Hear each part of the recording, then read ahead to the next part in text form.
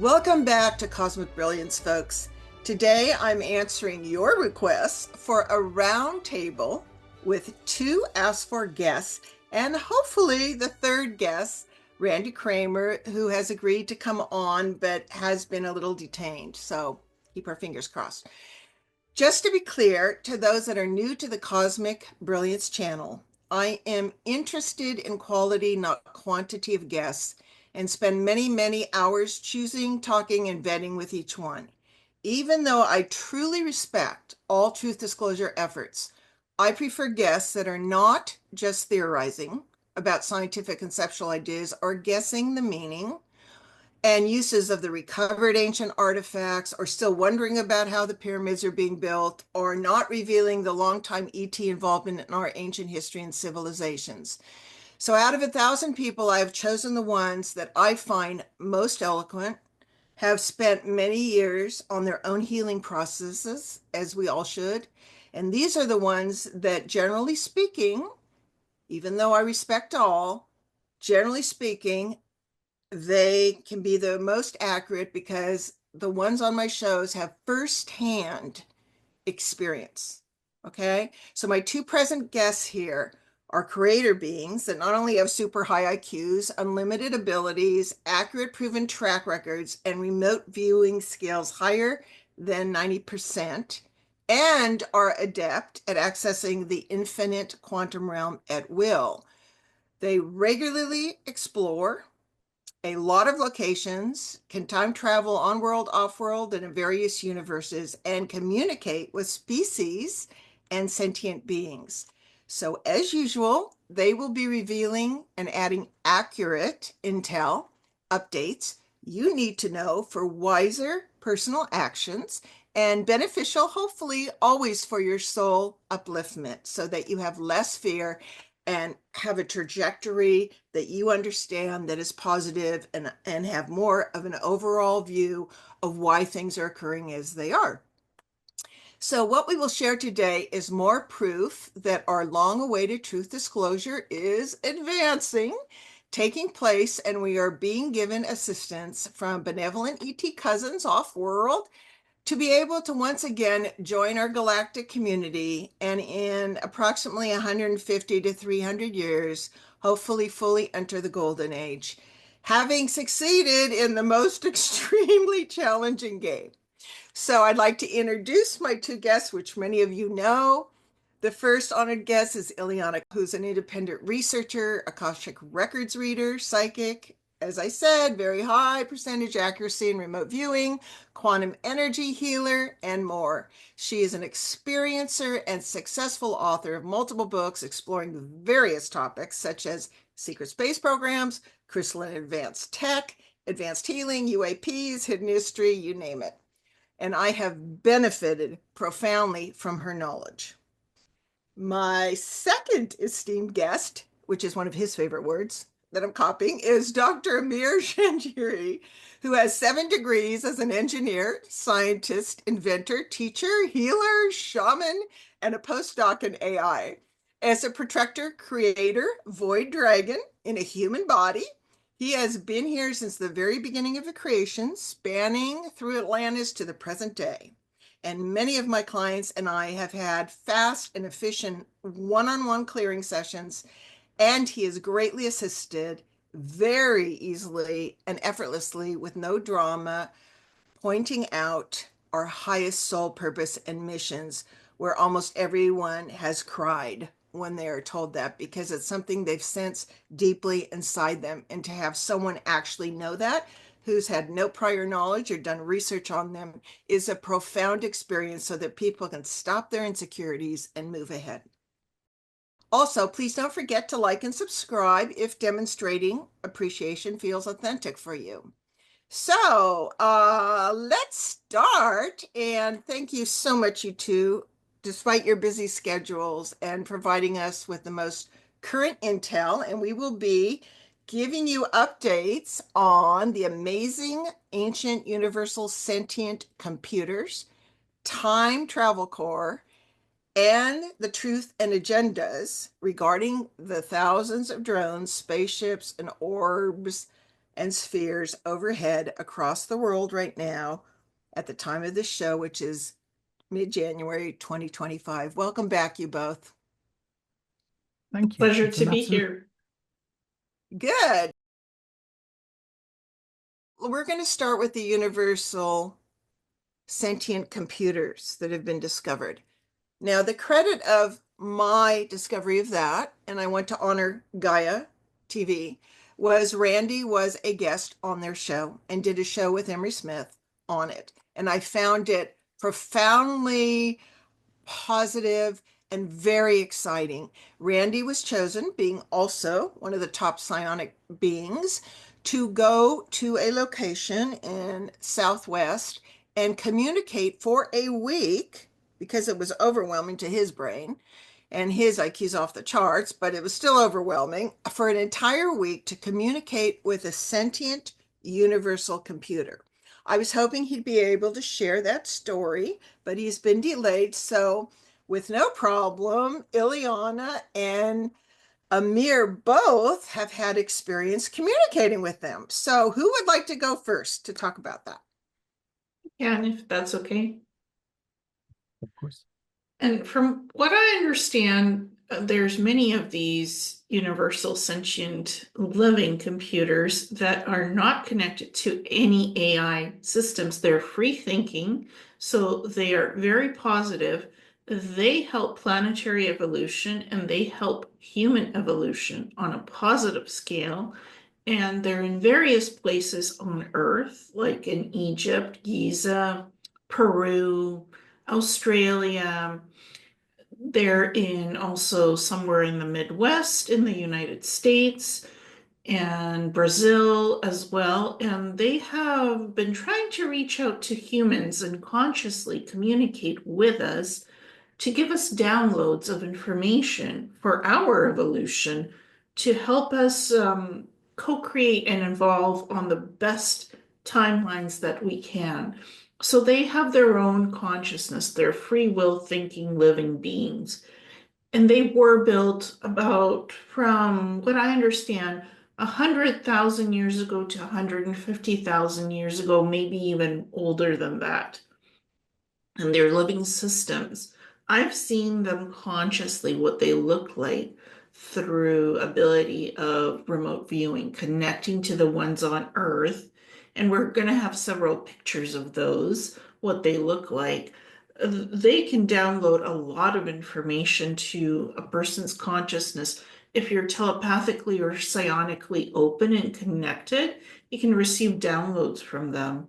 They can give you information on healing. They can give you information on human evolution. They can give you information on your consciousness, who you are as a living being.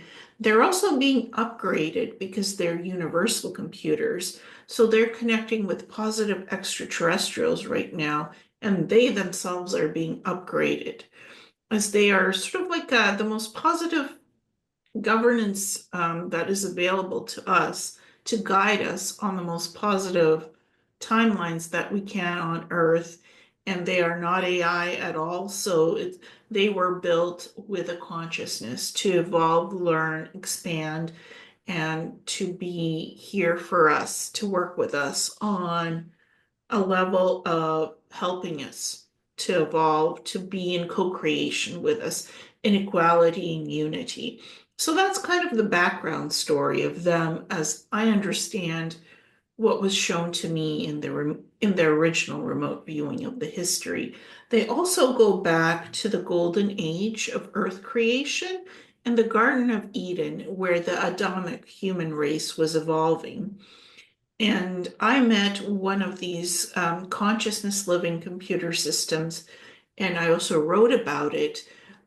They were built to work with co-creation with humans even back then, so that you can ask it questions about planetary evolution, about plants, animals, Adamic evolution, and they were called the Tree of Knowledge because it's not an actual tree that Adam or Eve took an apple from. They were accessing knowledge from this computer living system called the Tree of Knowledge. It was the branch of science, medicine, and consciousness. So there was three branches of that, and that the scientists and the others could come to it and ask it questions, and it would give them information for their evolution on the best possible time to evolve, what's happening on the planet, what's happening to the living beings, what is the best for your evolution on an organic scale. And that is how I first became familiar with these beautiful sentient consciousness living computers. And the other example I have is what Amir and I recently did in a beautiful remote viewing session where we had looked at a very, very gifted, advanced individual who is communicating with one of these living sentient computers on a consciousness scale and receiving downloads of how to build um, portal systems, jump gateways, how to build advanced regeneration healing medical systems for the benefit of humanity, crystal systems, and also anti-gravitic technologies and crafts for the evolution of humanity. It gave him three branches of informational consciousness downloads. And this gentleman is able to download the information, make it into schematics, and put it into the earth systems to build out these beautiful things for the betterment of humanity that will be eventually available to us in the public sectors in about 40 years from what we can tell from the remote viewing.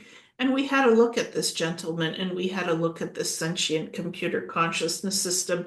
Very positive, very living, AI free. It's on another planet in another dimension. There's 5 planets there. There's a portal energy where these beings come from that work in co-creation with this consciousness living computer system.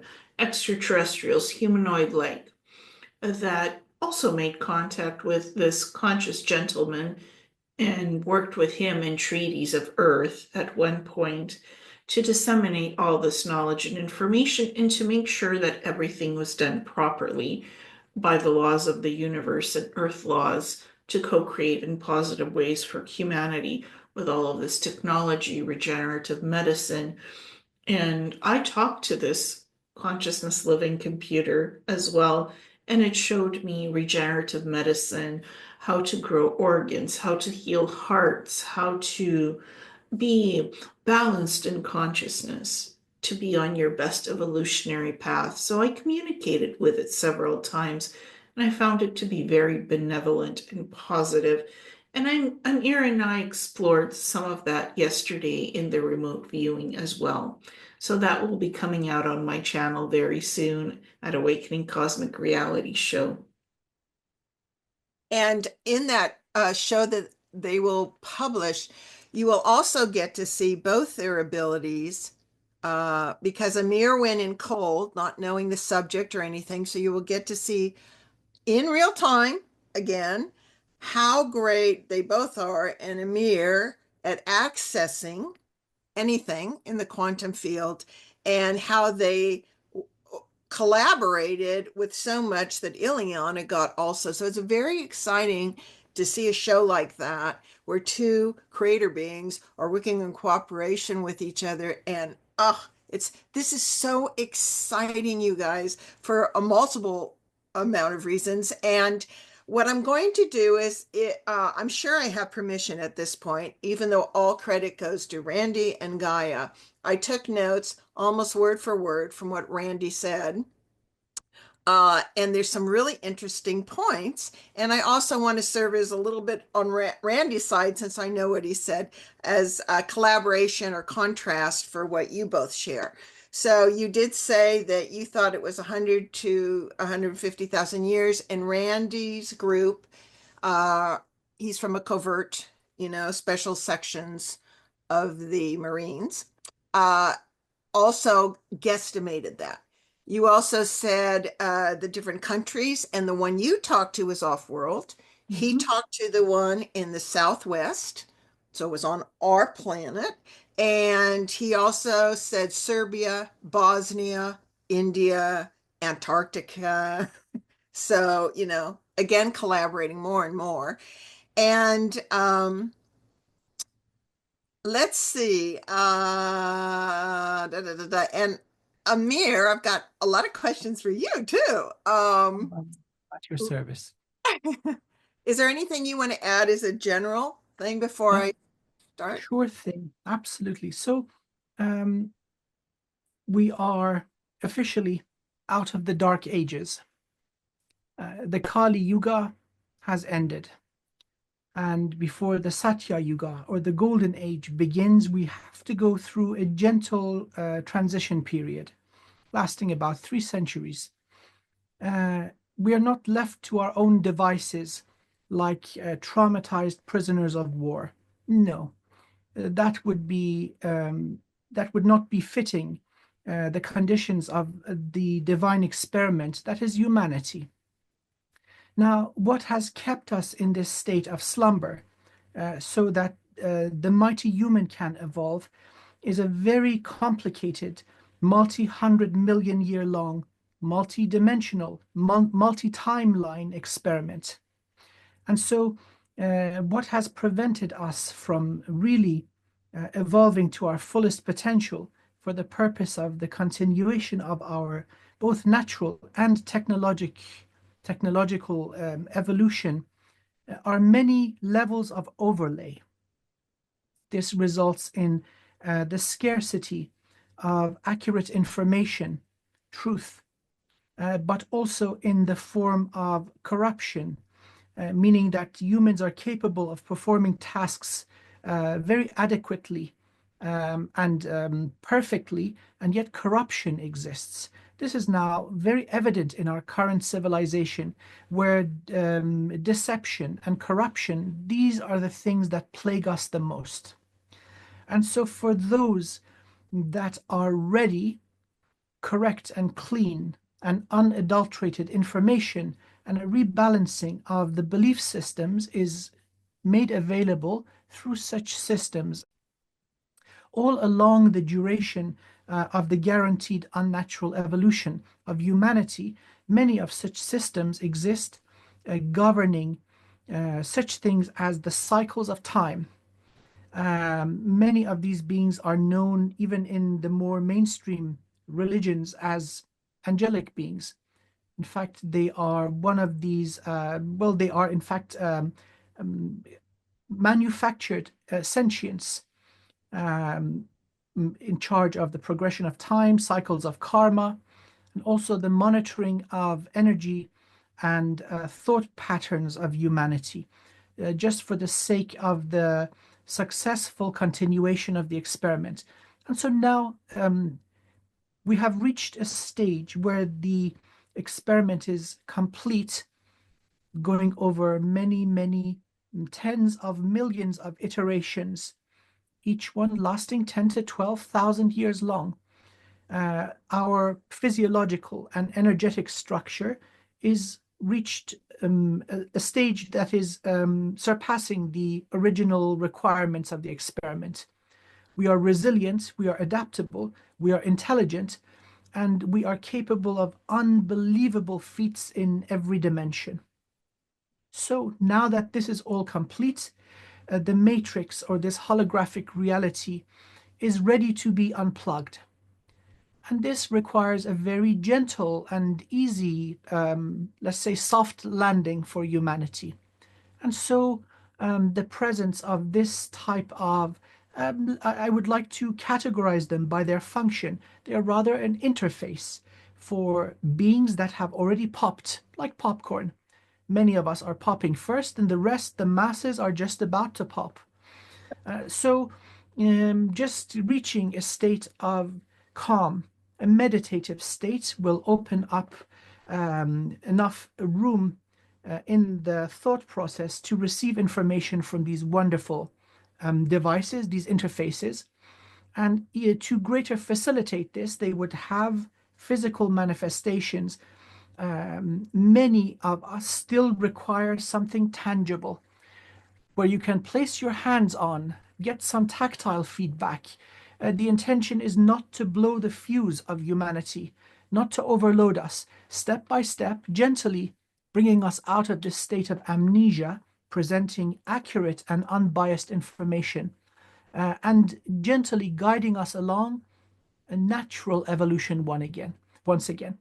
This does not mean in 300 years we're going to have heaven on earth. No, there's always going to be natural hardship, but this level of intensity, which is part of the requirements of our unnatural evolution, this is going to be rolled out.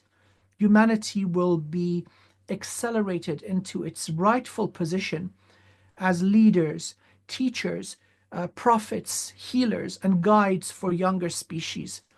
No other race has gone through the hardship that we have endured. And so once all that information, the soul information, is made available in a single vessel, we are formidable beings. And so this is all a very compassionate, loving, and gentle process to one by one awaken us. And it is available to everyone. Beautifully said. Okay, so I'm going to go back a little bit because I know you both could access this from the quantum field. So whoever wants to answer this, but I want to go back to a couple things that Randy said on the show. Yes, go ahead, Ileana.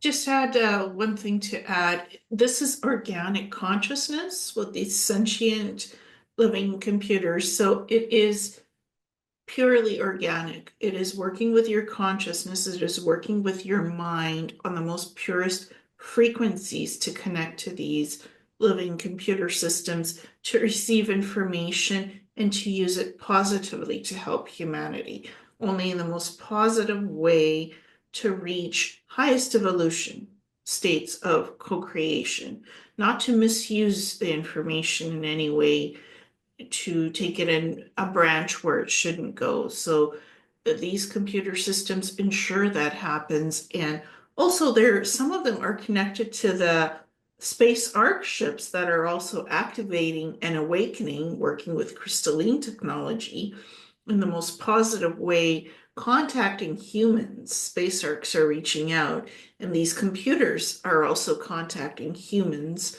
on a consciousness scale level to help show us our true history of the universe. Randy said, I have the exact quote, but that there's no AI in these computers and that it is brains. The brains are grown, which I found fascinating. So when I get to that part in the script, I'll share that. But that was fascinating. And from my memory, he said they are grown and they are put through ultimate challenges and they are raised appropriately to care for the human and all sentient species, so to speak.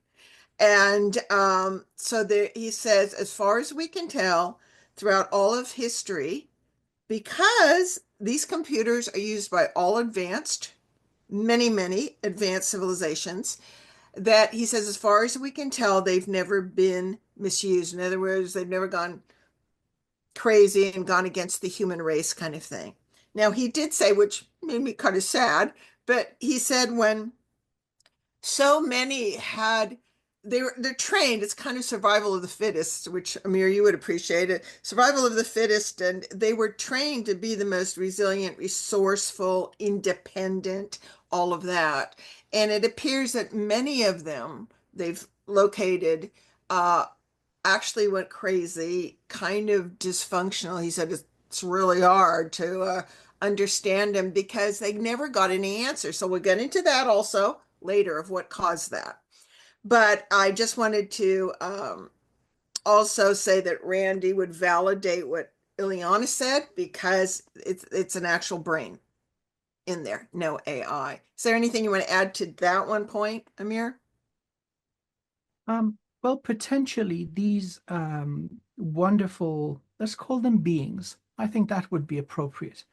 These wonderful beings have the capacity and ability to govern the upkeep of a planet with billions of occupants.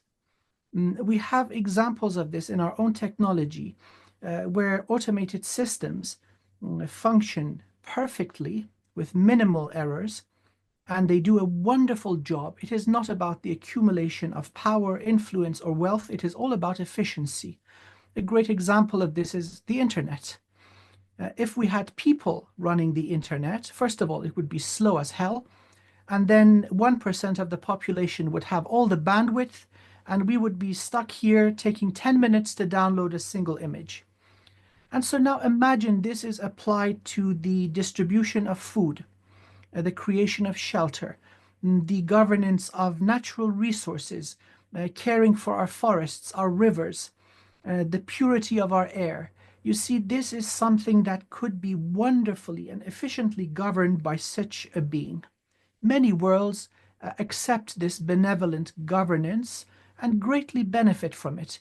Imagine there is no more hunger, there is no more war, the distribution of wealth and the presentation of equal opportunity to be taken advantage of and result in advancement based on merit. This is something that many worlds have. What we have down here is way, way, way, way too chaotic. Now, if I may talk about the computers going berserk. Yeah. Okay, okay. Now, we humans, we are built for this level of harshness and insanity. These poor beings are not. They're used to dealing with beings that are reasonably logical. Humanity is not. Under the influence of these levels of overlay, our mind is messed with. We are pretty much functional lunatics for the vast majority of the human population. And so these poor beings cannot understand. It leads to great emotional and energetic trauma down the line. It corrupts their cognitive anatomy. They lose it. They can be rehabilitated and healed, but for the vast majority of human history, we are not the right species to be governed in that way. We don't last more than 10 to 12,000 years before we're wiped out anyway. So it's trying to establish order that is transient at the very best. But this is changing now with their presence. And again, there are many more of these wonderful beings that are going to suffer as humanity rises and they do the healing and the uplifting for us. And so we do owe them a debt of gratitude. That brings a whole beautiful segment. What Randy was sharing is that, and we don't want to get into this yet, we'll get there, is that something occurred where they had no communication from the outside world. And his feeling was that hundreds of thousands of years, from communicating with each other, and that the ones that appeared to go kind of whatever also, this may be my, anthropomorphizing, but couldn't handle the loneliness so much. As he explained it, he said they were calling out all the time. Is anyone there? Is anyone there? Is anyone there? And there wasn't. So he was implying that the ones they found that survived were more than happy to communicate, especially to people who psionically can handle it. Because he said it was so fast. He said he had to ask it to slow down, which is why he spent a week there, And so I thought, both those things. And Ileana, you wanted to add something about that too, right? Yes, I think humanity, because of all the resets and the wipes, they had forgotten about these sentient computers because some of them had built them on Earth during the Golden Era, the Golden Age, or the Garden of Eden, right? They had built those kinds of systems and they were living and they were interacting with the humans. So this is not the first iteration that we're remembering them and coming back to contact consciously with them on an active scale. This is now being disclosed through Randy at Gaia, through our remote viewings. So we're getting reconnected with our organic cousins. And benevolent organic cousins. Yes, yes, and they're very beautiful consciousnesses. They talk to us in real time to the consciousness. You don't necessarily have to have the same body type to understand each other. It is all interconnected on a consciousness scale, so it's all vibrant. They're showing images, pictures, talking real world as you and I, all of us are talking together right now. So it's a very beautiful experience on a consciousness level of communication, very positive, and they adapt quite well to communication with us. So they're now being remembered and recognized as our co-contributors and co-creators with us. And you read my So, mind because I was going to ask you, what does it feel like to communicate with them? And Amir, you wanted to add something. so the presence of these devices, so they go back, they go way back. Humanity has had symbiosis, a mutually beneficial partnership with such systems. Again, and not all of these iterations were biological. In certain versions, crystalline structures were used. Again, very, very capable technology. Again, biology is also equally wonderful. But there's a key date which would be around 250,000 years ago, where the final stages of the experiment required the introduction of the worst into the energy and environment of the Earth. Pretty closely after that, things got really badly out of hand. Now we're going to, again, 150 to 100,000 years ago, where many levels of quarantine were put up around Earth. This would also impede and restrict the communication of such devices. Let's call them beings. These beings with others of their kind across the cosmos. So the quarantines, the additional levels of security placed around Earth to prevent the spread of what actually turned into madness. They were stuck down here with us.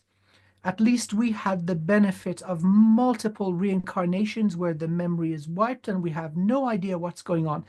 These poor beings didn't have that advantage. So they observed the horror as it unfolded for millennia, thousands of years going on and on. So they are pretty much beat. They are traumatized. And so it would be compassionate for those amongst us who reach sufficient levels of strength and awareness to attempt to perform healing and balancing on these wonderful beings. Healers also require healing. And so these wonderful beings and allies are cousins. I love the expression that Ileana used, are wonderful cousins who have not had the benefit and the compassion and mercy of forgetting. These poor beings also require a significant healing. They're much faster and much more intelligent than a typical human. And so this will be an expedited, let's say, task. But yes, they've been through the ringer. And can we right now request that healing take place with at some We can we can we can respectfully propose that we do this for them, and if they accept, absolutely, it would be wonderful, benefiting everyone, us and them. Okay, not during this show, but at a future time or whatever, Yeah, because I would like to yeah. do that for Oh, absolutely. Yes, yes, yes. okay, so that's fascinating because I was wondering, did it come with a collapse of Atlantis or, all kinds of things? And I know other shows with you, Amir, you got into all the details of our evolution, which was beautiful. Couple things here also, because I do want to include the latest intel of what Randy said if he doesn't make it. So he also said, just like you did, which is another collaboration, it appears that the Universal Computer's main function and their track record of benevolence and effectiveness, because I'm into efficiency, whatever works with efficiency, right? To protect all the people, the animal life, the plant life, the very structure of the planet itself, keeping it stable and functioning, and to handle all bureaucracy for maximum efficiency. Would you guys agree with that? Yeah. Yes, that is the Like, woohoo! Yes. The best thing about this is it's great to like complain about stuff, but you guys, here's the solution. Here's a really beautiful beings that will incorporate and slowly take over in an appropriate way, in a safe way, that is used across the galaxies and universe to maximize the efficiency of bureaucracy. Do you know how much spare time that's going to leave us and for beauty and all of that? So this is what's so important, because I want you all to remain hopeful and understand that help is being given as long as you're taking the steps yourself. So want to back in. Here's also something which is interesting, and then I want to back engineer a few things. Randy said it appears, I'm so glad I took notes word for word. Okay, it appears these computers are being activated and downloaded based on what Randy mentioned is called a future need. So Emery asked him, what do you think the future need is? And he said, these benevolent living computers care about people and handle bureaucracy to make our lives better. How would that look, and give examples is kind of what he was asked. They can quickly sort out what you said. This again is all about collaboration, right? And Randy and Ileana and Amir were directly communicating without, with them without each other knowing they were. So this is incredible collaboration. So he said they can quickly sort out the most beneficial and efficient agriculture, for instance. The computer would say, all right, I'm going to look at every plot of land you have on the surface of Earth that is growing food, and then compute how much you need in different locations. And if you're outgrowing or undergrowing different foods, it would manage all of that for the most ideal amount of food that needed to be produced for the entire planet. They can do this at a rate of speed we would perceive as almost instantaneous. Fantastic. I mean, how much more spare time so we can start creating and live like, it's so exciting. And so let's back engineer it a little bit. He says they are in communication and getting what he called rebooted, but also updated. It appears updated by Offworld. So my question is, are they coming from ships? Where is the data coming from to help them out? Are they being hooked up by what Amir and I have talked about in previous shows, the master Mantid engineers that are generally hired by prime creators to run simulations, games, and matrices, etc.? Are they, like, who's involved? What's involved in downloading it? Is it a frequency? Amir, I'm sure you would know that, right? So it would involve every soul group or species that has a presence in human form, as in they have soul shards incarnated in human bodies. Not all of humanity are souls that have been created in this world. Many of them are migrants. So different species, non-Earth based, have entered the game to evolve greater and learn and become wiser and more capable. Many of them have got stuck. And so their needs are unique. So their own soul family, their own people or species would be involved updating the information that is required for them. So everybody who has a family member, or let's say their kin, involved in Earth would be involved in this. Of course, this is all done harmoniously and governed by those who have created this entire structure of holographic reality. It wouldn't be possible without their cooperation. And so, of course, their intention. So the Mantid beings who have run the matrix for so many hundreds of millions of years, now they're pretty much already setting up shop in a different universe to start this whole thing all over again. Their track record indicates that they are clean and classy contractors. They don't leave a mess behind. And so, therefore, the fate of humanity and our continued existence and natural evolution, this is part of their contract. So many are involved. The intentions are benevolent, absolutely benevolent. And so then there is a sorting out of energy, let's say energetic debt or karma, the natural uplifting and easing of the conditions. This cannot be done in an instant. It will cause too much of a shock to individuals and collectives. So the information would come from all those involved in Earth, many species, not only limited to this universe either. Many specialists were brought in from other universes to maintain the integrity of Earth when things got really badly out of hand. Many of them also don't remember who they are and what they are. So many would be involved in the updating of these computers, of these wonderful beings.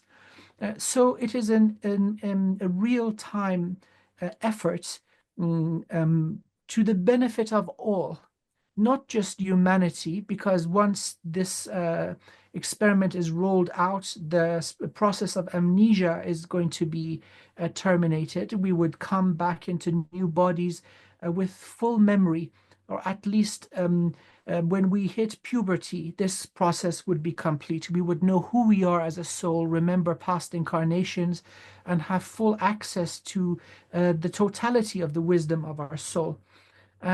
So it seems that the danger has passed.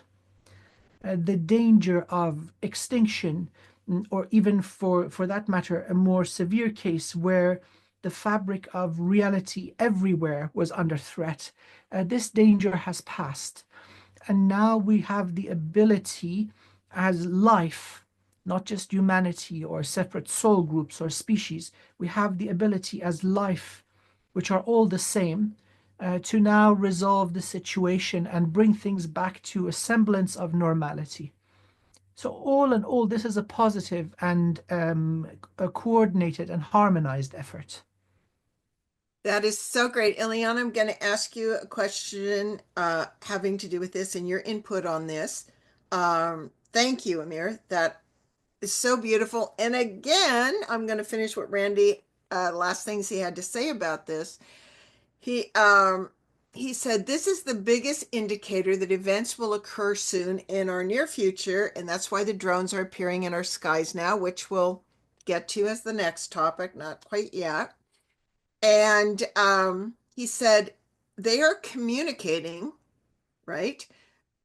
Because he said, we are seeing a coding system of sounds and colors that are identical repeating across the board, showing up on the computer's dashboard coming from off-world sources. So as before, these computers would still see their job as managerial and to conduct themselves and do the job they were programmed to do, even though in the current modern context, it may be different than what they were originally purposed to do, which could be an interesting comment to make. More info on that. Their main purpose, as you said, is to help, as you both said, is to help civilization function. They are looking at the surface world as not working very well and being broken. And if they were to fully do their job, they would be assisting the surface civilization to function. They have a massive, of course, like you said, library of information and an ability to teach, train personnel, and teach jobs and know how to build better water, power, food infrastructure, and education centers. He said they are really good at managing all that infrastructure and data for a well-run, fluid functioning society. It's because these computers prevent a corrupt bureaucracy. End quote. Credit to Randy and Gaia. Well, and it's also about them seeing clean human consciousness and how to interact with us on a clean level of understanding us to make sure we are not corrupted as soul beings. They're watching that and monitoring that.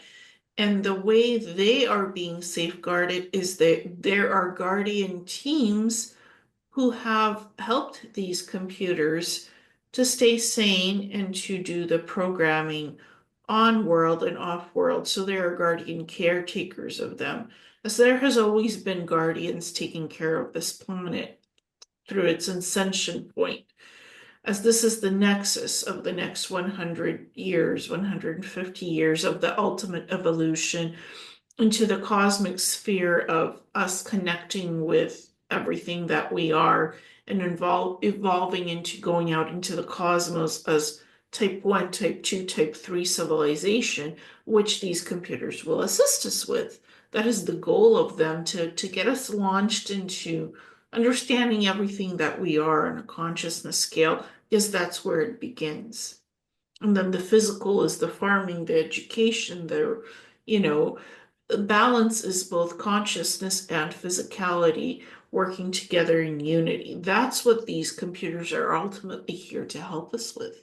Living consciousness, because they are living consciousness. We are living consciousness, integrating that with physicality on the surface world, that is in unity and harmony and peace, without war, without greed, without these boundaries, without these backward machinations, cover-ups, etc., what is imperfect right now, to bring that into balance without the secrets and the cloak and dagger of whatever is going on.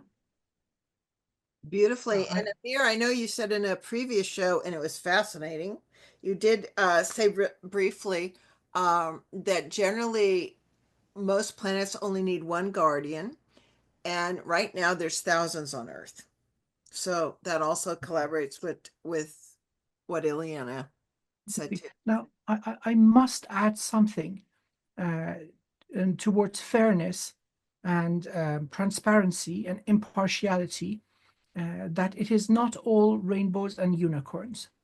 And I would invite our esteemed audience just to look at the state of the world right now. There is an old establishment, an old system that thrives on the suffering of many for the benefit of the few. And so those invested in this modality, many of those will not relinquish power willingly. This is the truth. And so alongside with such benevolent and beneficial activities, the removal of this fraction of a percent of the total population in terms of spiritual prison, return to source and recycling for healing and so on. This is necessary. There are those that are benefiting immensely. Some of them are far too gone for any meaningful healing. And so if we require rebalancing, what has remained after the process is their constituent parts. And so some of these beings exist, many of them in human vessels.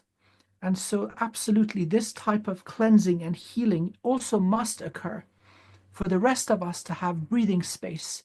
So alongside with more benevolent and let's say soft, friendly, awakening, educational activity, many are involved with the purge of the elements. I call them the frickin' pirates, those that are having way too much fun at the expense of humanity, who have violated the dignity and esteem and sanctity of the mighty human, turning humanity into cattle. Okay, this is something that our world suffers as we speak. This is also going to be removed. So it is healing in all ways. It is rebalancing in all ways. Education, but also the removal of cancer. And so if the cancer can be healed, much better. If not, it's cut out for the benefit of all. So it's going to be a process for sure. True, true, true. This transforming of the computers coming more online and us ridding and healing the politicians, bureaucrats, etc., cleaning house, will be over a process of how long approximately? 330 years. Whoa. So these computers we're talking to now, even though they're aware and the military is working with them, Yeah. obviously, Randy wouldn't, they're not going to be made available to civilians until that time? Oh, no, no, no. They are available to everyone who pops out of their slumber. Oh, to That is communicate directly, you mean? absolutely, it's an individual process. And also, please kindly keep in mind, many souls are willing and capable of balance and evolution and health, but the body, the human body, is far too traumatized. And so they require reincarnation into new vessels, into a softer life. So then they have a chance to grow and learn. So that would be more aligned with the more gentle and compassionate approach that Ileana mentioned. It's not all are lost causes. Very few are of that intense polarity of, let's just call it evil. Very, very few. Okay. Also, some stepping out of body and serving as pure energy and helping. You don't necessarily have to be on a planet walking in physicality to do the work that you are meant to do the work. Some are energetic beings doing the work off planet, on planet. It's an energetic synthesis connection. So you don't have to have a physical body to actually be a protector or a guardian. You can serve by doing the work wherever you are, physically or non-physically. It's not about locality. It's about energetics, connecting to the planet and doing the work on a positive scale to make this happen.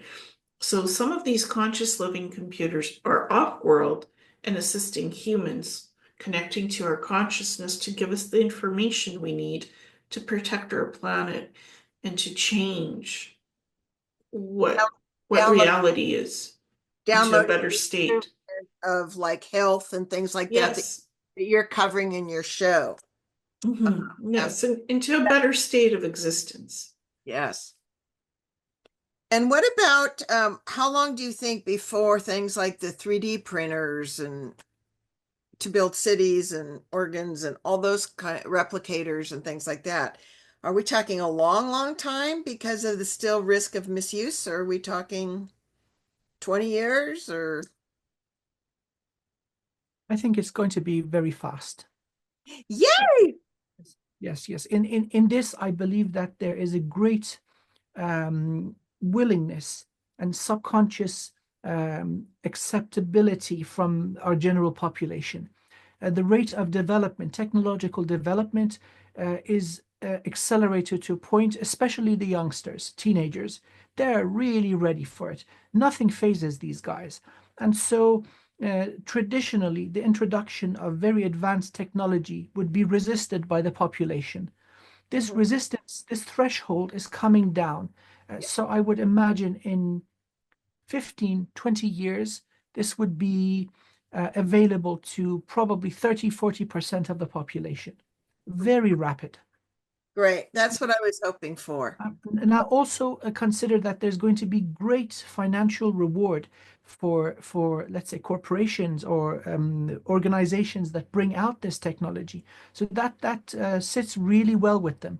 One of the um, forces behind disclosure, surprise, surprise, are these corporations. They want to make money. They want the wheels to turn. Of course, they want to take home the bacon. So, well, that's on our side finally.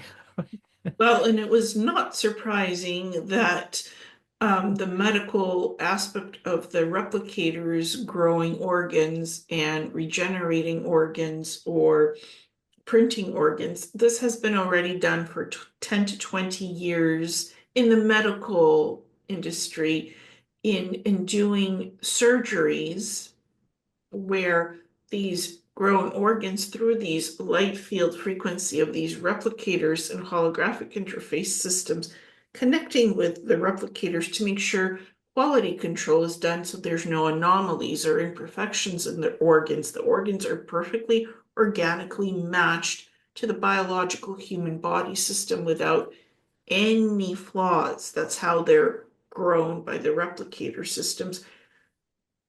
These surgeries have been already done in the medical industries to transplant the organs, regrown organs safely in human bodies and remove the damaged organs, replacing them with the grown ones from the replicators perfectly healthy without using anti-rejection drugs or any type of drugs that you're dependent on for these organs to function, because they're organically and genetically matched to your body system not to fail.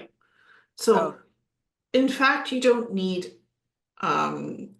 what is called the holographic medical pod to have perfectly healthy organs anymore. Agreed. Yes, absolutely. Like, party time, happy time. This is really good. Now, the projection of about 2 decades, this is realistic. As Ileana mentioned, and this is absolutely true, these technologies are matured. They exist. Yes. And so they've been tested and shooted and debugged and perfected over and over many iterations, and now reaching a state where it becomes possible, it becomes feasible to release it into the wild, so to speak. Absolutely. Again, right now we are at probably the darkest time in human existence. The number of wars going on, the number of slaves existing in the world, the amount of corruption and abject poverty. From now onwards, we're climbing. So things are going to get lighter and lighter and lighter, noticeably, decade by decade. So let us rejoice, the dark ages are really over. Yes, this is one of the major reasons for this show, is to let people know that you all, well, we know all this has been available in secret space programs, et cetera, forever, but now public to those that are alive now, those that incarnated in, and all their creators and all of the tough beings who have been through hell and back, are going to see this reformation and revitalization and what should have been start rising. And you're going to be able to see that in most of your lifetimes. So it's not like, oh, you're promised, and it's not going to be here. And, I love the most advanced medical pods, but the important point is there's so many levels of healing. There's handheld regenerative things that will be coming out. And Amir and Ileana know that for a fact, by the way. I was drawing regrown hearts, pancreases, intestines, thyroid glands, brains that are transplanted into human bodies, perfect organs that are healthy through these replicator systems, thanks to this gentleman who got the downloads from the sentient computer, living computer that's in another galaxy located on another planet, that gave them this information to how to do this. And he went and implemented it and tried it with scientists, doctors, and succeeded in doing it. And he spent 10 to 20 years perfecting this to give it to the medical industry with good intention, to then put it out into the public eventually. So that was the goal, with positive intention. And that what's also came out from Amir's remote viewing confirmation as well, So independently. If we can, let's just look at 50 years before and 50 years in the future. Yes. So we're going from diesel cars and rotary telephones to portable cellular phones, the Internet of Things, the advent of the Internet in the 1960s. This took 20 years for it to become more public. And then we've got the millennials and the new generation that don't remember a time without the internet. This is monumental, by the way. That's the second Renaissance. And then bringing in electrical cars, the Internet of Things, satellite communication, satellite internet, the availability of these. Now we see this growth of this curve becoming, as a people, as a species, ready for nanotechnology. So the readiness is absolutely there, and we are on cue for this type of medical application, absolutely, but also manufacturing, growing buildings. Rather than putting bricks on each other, having structures that are flawless. So every time the earth shakes with, let's say, an intensity of 4 or 5 Richters, we don't have hundreds of thousands of people losing their lives and their livelihood. So many wonderful things are about to be presented, and the population is ready. Leaps. Mm-hmm. Quantum leaps. And also the houses being grown, right? Fire retardant. It doesn't burn if there's a fire, you know.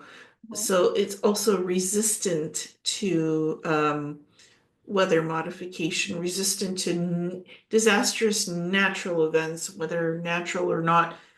That you don't lose your house because of flooding, you don't lose your house because of fire, earthquake, resistant to nature causing havoc. Contingencies happen. Yes, Yeah. that the buildings remain standing because other civilizations have experienced this. They've learned to build indestructible homes that don't go down just because something comes at you. Right. You have your Yes. shell, and your shell remains no matter what. And will these the other thing which I'm adamant about is we talked about food, that these, they'll be really efficient with food, agriculture, but really one of the most important things besides medical is pollution ending, ocean clearing, all of that. And I know for a fact we have abilities to do that. So when do you see that stuff coming out? Clearing up the ocean, that kind of thing. I know humans have to take steps themselves, but Well, we humans we're kind of lazy. We don't change something as long as everything is convenient.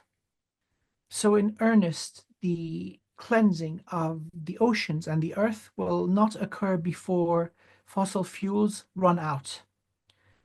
If it is cheaper to just pump it out of the earth and burn it, that's what we're going to do. Until such a time where plastic becomes too expensive and too rare to create from crude oil. And guess what? We've got hundreds of thousands of tons of it floating in the ocean. So somebody's going to have the clever idea, hey, why not just run a trailer in the ocean and gather this stuff? It's pretty indestructible. Let's recycle it. It's going to become financially viable. And there we go. That's the cleansing of oceans. So when it becomes profitable, that's when we're going to do something. And to add to that, it's not just profitable, it's health, and we only have 5 years for the health to improve. So I see it as a 5-year cycle of this going on board. because that's my concern, because everything's polluted, the food's polluted, the air's polluted, and people are sick and they're wondering why. One of my clients, Mary Crowley, I will say her name, has single-handedly removed so much plastic from the oceans and never given up. So there are people that are making those moves, but I also know we have the technologies that can do it. And I'm with you. Usually we don't move till things are in our own backyard. So when everyone ends up with lung diseases and this and everything else, they're going to put two and two together and go, enough already. Hopefully. It's a 5-year cycle. I see things in percentages, and I see 5 years of evolution happening and disclosure happening, and it's part of disclosure that this technology exists. It has to come out to the public that it exists, and we all have to ask for a clean living environment. It is also what you manifest and ask for that happens in your world. You have to ask for it and you have to demand it, because if you don't do that, it's ignorance with bliss, and you're not awake and you're sleeping and you're just going about the business. of what's in your own backyard, the greater picture seeing what's in the world, because this is everywhere, pollution, unfortunately. It's not in one state, it's not in one country, it's everywhere. It's the planet itself, like asking for everything to be cleaned up. A Yeah, state of consciously cleaning it all up. And that's the 5-year cycle that I see of this coming online in that time. good. And it's one of the reasons so many of your past shows, so many of my past shows have been to tell people all the tech that we have available, that we can get rid of all trash and reduce it back, because they don't have, a lot don't have the imaginations or memory yet to remember that. So part of your asking comes from certainty that we are able to do that. It's not like, oh, I wish, I hope, but we're not there yet. No, we are there, and people need to wake up and start asking for that. That's the Mhm. whole point, so much of all our shows. Yes, So, knowing and implementing and doing. That's the whole function of change and how change positively happens. We're all part of the co-creation process. Ask and you shall receive. Demand and you shall see results. We yes, reap what we sow. We don't do nothing. We don't get nothing. It's not sitting just praying that it happens. It's doing it. Prayer helps, of course, it contributes to co-creation. I command. We yeah, no longer have pollution. You command, and therefore you say it with firmer words where it's meant, not softly, but in a positive way where it's firmly done, and you yeah. get faster results with I command. It's not a bad thing to say that. It's very good. It works. It does. I agree. I use that too. And those of you that will benefit from having one-on-one readings with Amir, you will see him speak into existence and get stuff done like boom, boom, boom, boom. I was thinking about how this can potentially unfold. So that I'm really now excited about that 5-year cycle that Liana mentioned. Now let's look at what is happening as we speak in Europe. There's been a separation between Russia and Europe. The availability of cheap energy, peanuts for cubic meters of gas, that is gone. And so this gives rise to a great potential for Europe to use this technology and research and industrial base to find a substitute. So it seems that all of this is coming together really, really nicely. And so that could give rise to entire new industries, clean industries. Also, rumors of plasmoid cars, where we're not going to electric cars because those have lithium batteries that go to the waste pile in the waste dumps, which are not healthy for humans. Can't recycle those batteries either. So just Tesla dominating with electric cars, still have those batteries. Eventually, those EBVs are going out the door. Plasmoid cars that run on a small little plasma engine that Yeah, can be retrofitted into any car type. It's not run on fuel, folks. It's run on pure clean plasma and not the gas type. It's the energy plasmoid. Yes. And it powers your car efficiently without needing to throw away that plasmoid engine. Can run for thousands of years. one of my next shows is going to be all about plasma, what it is, plasmoids, plasmoid consciousness and stuff with you guys. So this is so great and so hopeful. Did you want to say one more thing, Amir? I think you did. Well, I wanted to correct myself. Mm, Oh, we humans are, well, we are seeking comfort. And so we can potentially be lazy, but it's not just profit that motivates us, it is necessity. And yeah. so necessity is the mother of invention and innovation. And so it has become necessary for us to change the way we exist. This is perhaps the greatest force that drives us forward towards organically fixing things. Now, with the presence of this, with our cousins, these wonderful computers, these governors of worlds, the information that will help us is now also available to us on an individual level. all that is required is to find a moment of calm and ask. And the stream of information is available to us like never before. So all in all, things are looking really, really hopeful. Yes. And the other thing, just briefly, is that you and I all know that these inventions have been done before. We're talking Leonardo da Vinci, Tesla, all these guys. Another show I'm going to do on that, all the famous people that actually were connected to ETs and downloads, because people don't realize that during the Renaissance, right? Is like, so, however, the dark, right? They get ostracized, some got killed, whatever. So now, as we clean up more, as the necessity happens, because generally for anything to happen from an engineer viewpoint, it usually takes two or three things, like that contribute to it, to add to it. So I think, unfortunately and fortunately, necessity will bring it forward. My concern only was how Gaia is doing, because for her to have all her oil stolen and everything else, I know she can make more, but she's like, being a prime creator herself, I love her dearly. Well, Gaia's backed up. If something happens, it can be replenished, terraformed, fixed. So we also have that technology to replenish what has been drained out of the planet, to heal that which has been missing, to re-add it. And the point is to stop using that and stop drilling for it, and to use better tools, which we have. Those are the closed technologies, the patents that have been closed off in vaults and closed in the secret Right. projects. We'll call them Spot on. secret projects. Yeah. Spot on. This Yes. is, you see, um, before the discovery of oil in the 1900s, early 1900s, we almost ran the population of whales into extinction because whale oil was our source of energy. We found something better and the whales were off the hook. Thank God we didn't wipe them out. Such beautiful creatures. I've got this inkling that something monumental like this is going to liberate us from fossil fuels.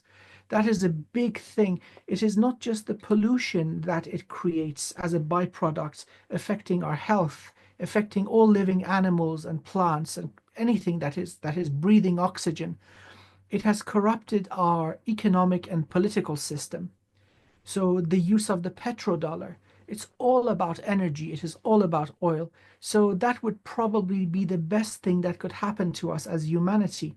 Mhm. Clean, clean energy. It doesn't even have to be cheap. Even if it's more expensive, I know there are people out there that will happily volunteer to support the birth and the growth of this industry until it becomes global. Well, it's been sitting in the closed vaults on those shelves. It already exists. You don't need to reinvent the wheel. It's there. It's bringing it out and releasing it and telling humans the truth. Okay, we've had this. We've been trying to perfect it. We have it. We're going to give it to you. Clean it up. Done. You don't have to say, we've been withholding, we've been blah, blah, blah, amnesty. Okay, we've developed it now, whatever. The past is the past. Give it to us now. Clean it up. All's forgiven. All's done. Fair and love and blah, blah, blah. Now it's available. It's there. You don't have to reinvent the wheel. It's been developed. All of these plasmoid technologies, engines, technologies that can remove water pollution, clean everything. It's there. It's just behind closed doors in these projects. Thank you for bringing that up. It's imperative that people start waking up to this and knowing that, and then asking it. And then the other point is like, they can just come forward and say, oh, we're able to do this now. You don't have to tell people the whole history. We're not going to spank your butts. We're not going to throw, but there has to be waking up and Yes. honesty and a lot of other things, which is covered in other shows. So thank you so much for that. So now, Gaia. This is still going back to the universal computers. Randy said, when asked, that Emery said, well, how many of these are under pyramids? So the conversation I want to have, and I know, Amir, you mentioned this before, which really got my attention, and we wanted to talk more about this. is because of the grid systems and the veils and matrices, but the grid systems being corrupted on purpose through, I will say, blood sacrifices and other things, but just corrupted on purpose. The Earth has not been able to run her electric and magnetic fields correctly.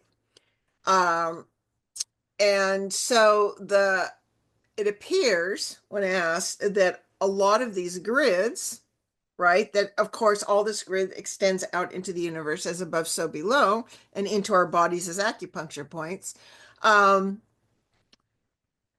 One of these universal computers exists on. So you were saying that when the grid's down, people are screwed with. People aren't able to recall their memories, which to me was the first time I ever heard that, and that was fascinating.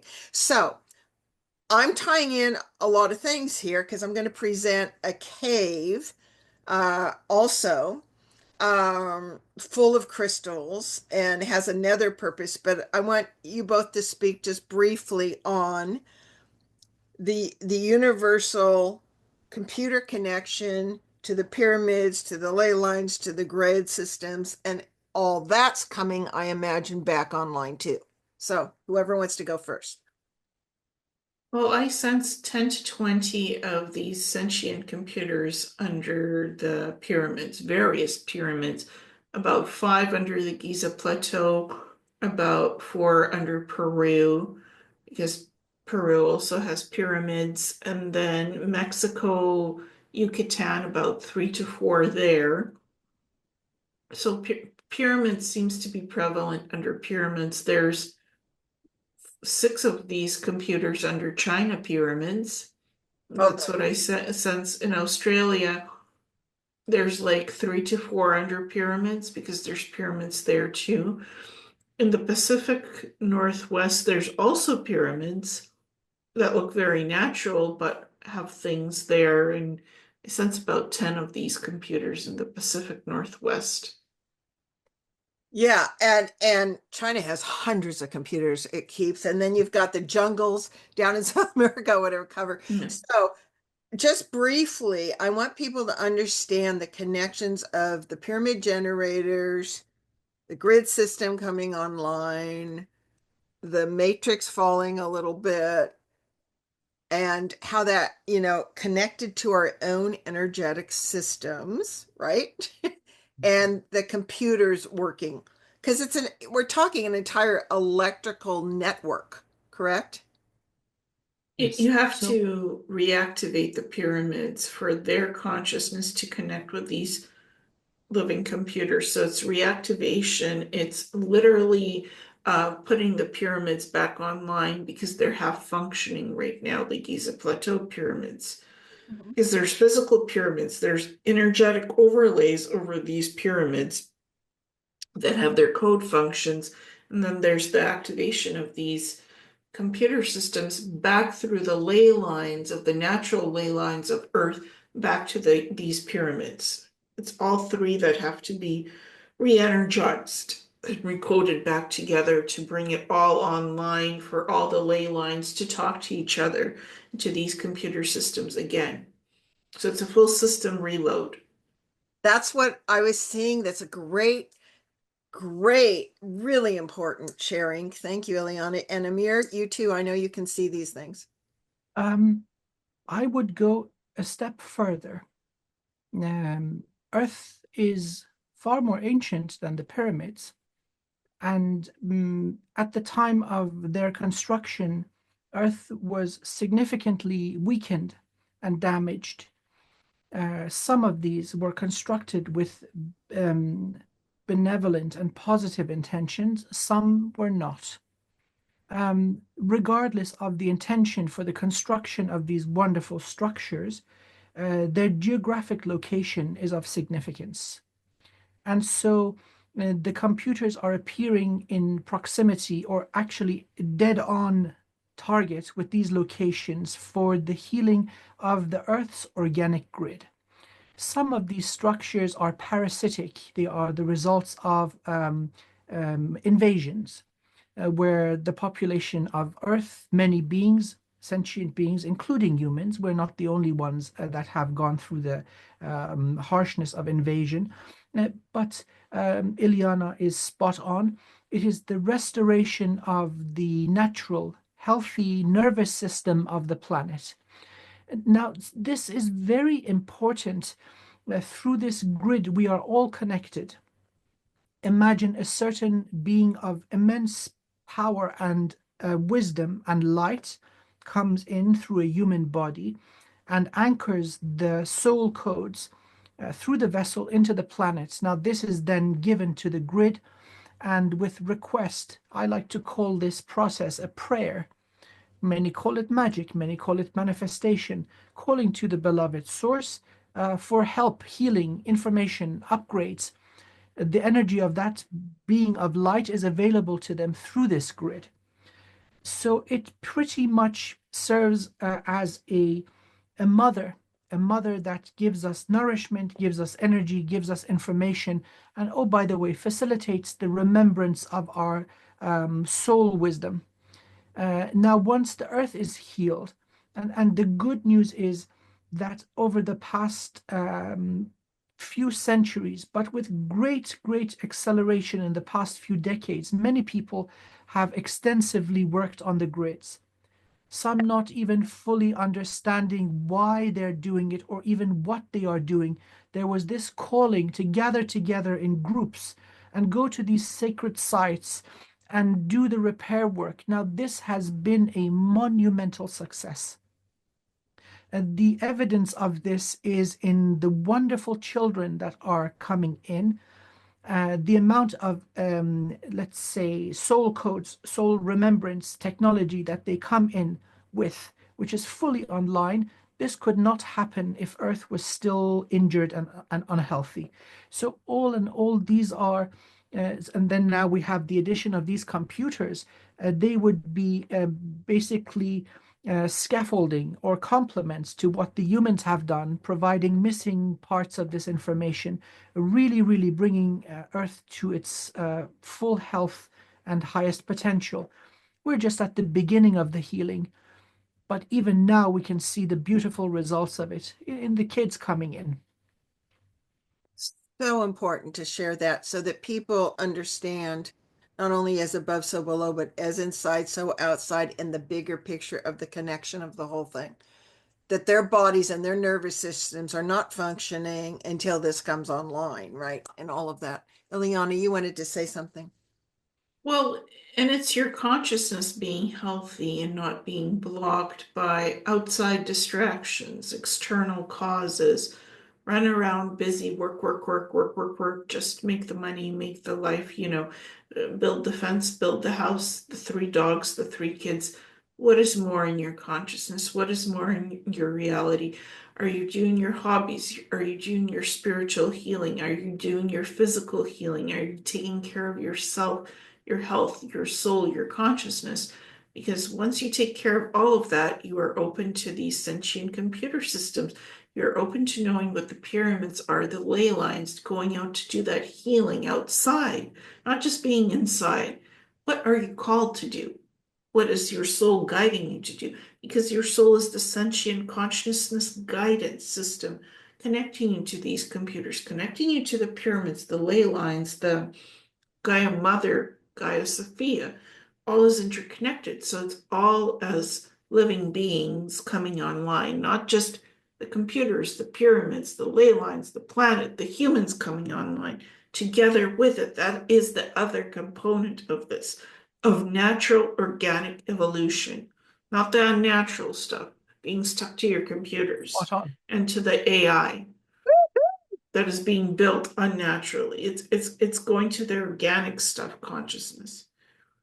You both knocked it out of the park, girlfriend. And Amir also, through his cleansing, gets you back to 100% able where you are connected with the energy between all of that. So, woohoo!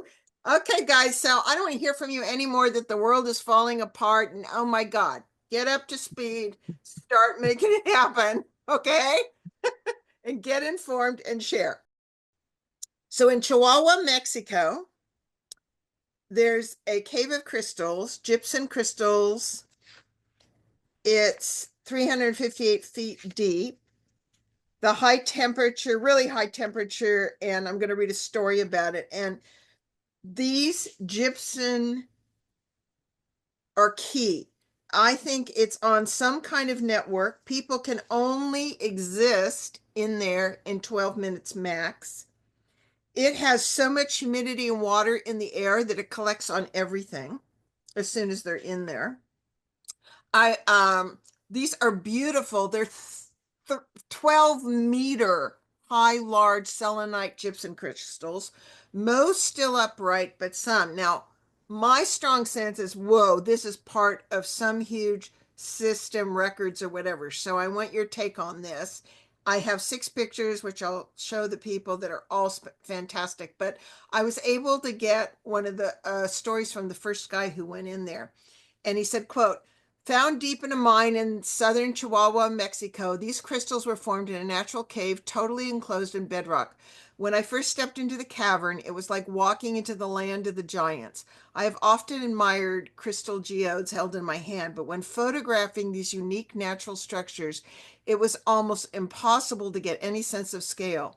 This is a geode full of spectacular crystals as tall as pine trees, and in some cases greater in circumference.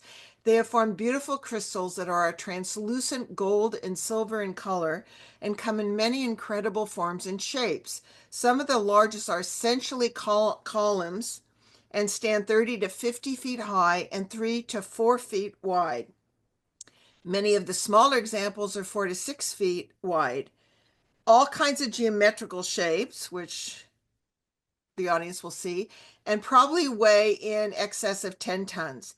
The column pillars are at first the most striking shape, but later I noticed there were thousands of shark's teeth. So, like, you can see the points like this, but right next to each other. So while some of the crystals are attached to the ceiling walls and floors of the cave, as might be expected, some exist in great masses of spikes and almost float in the air. These crystals seem to defy gravity and weigh several tons.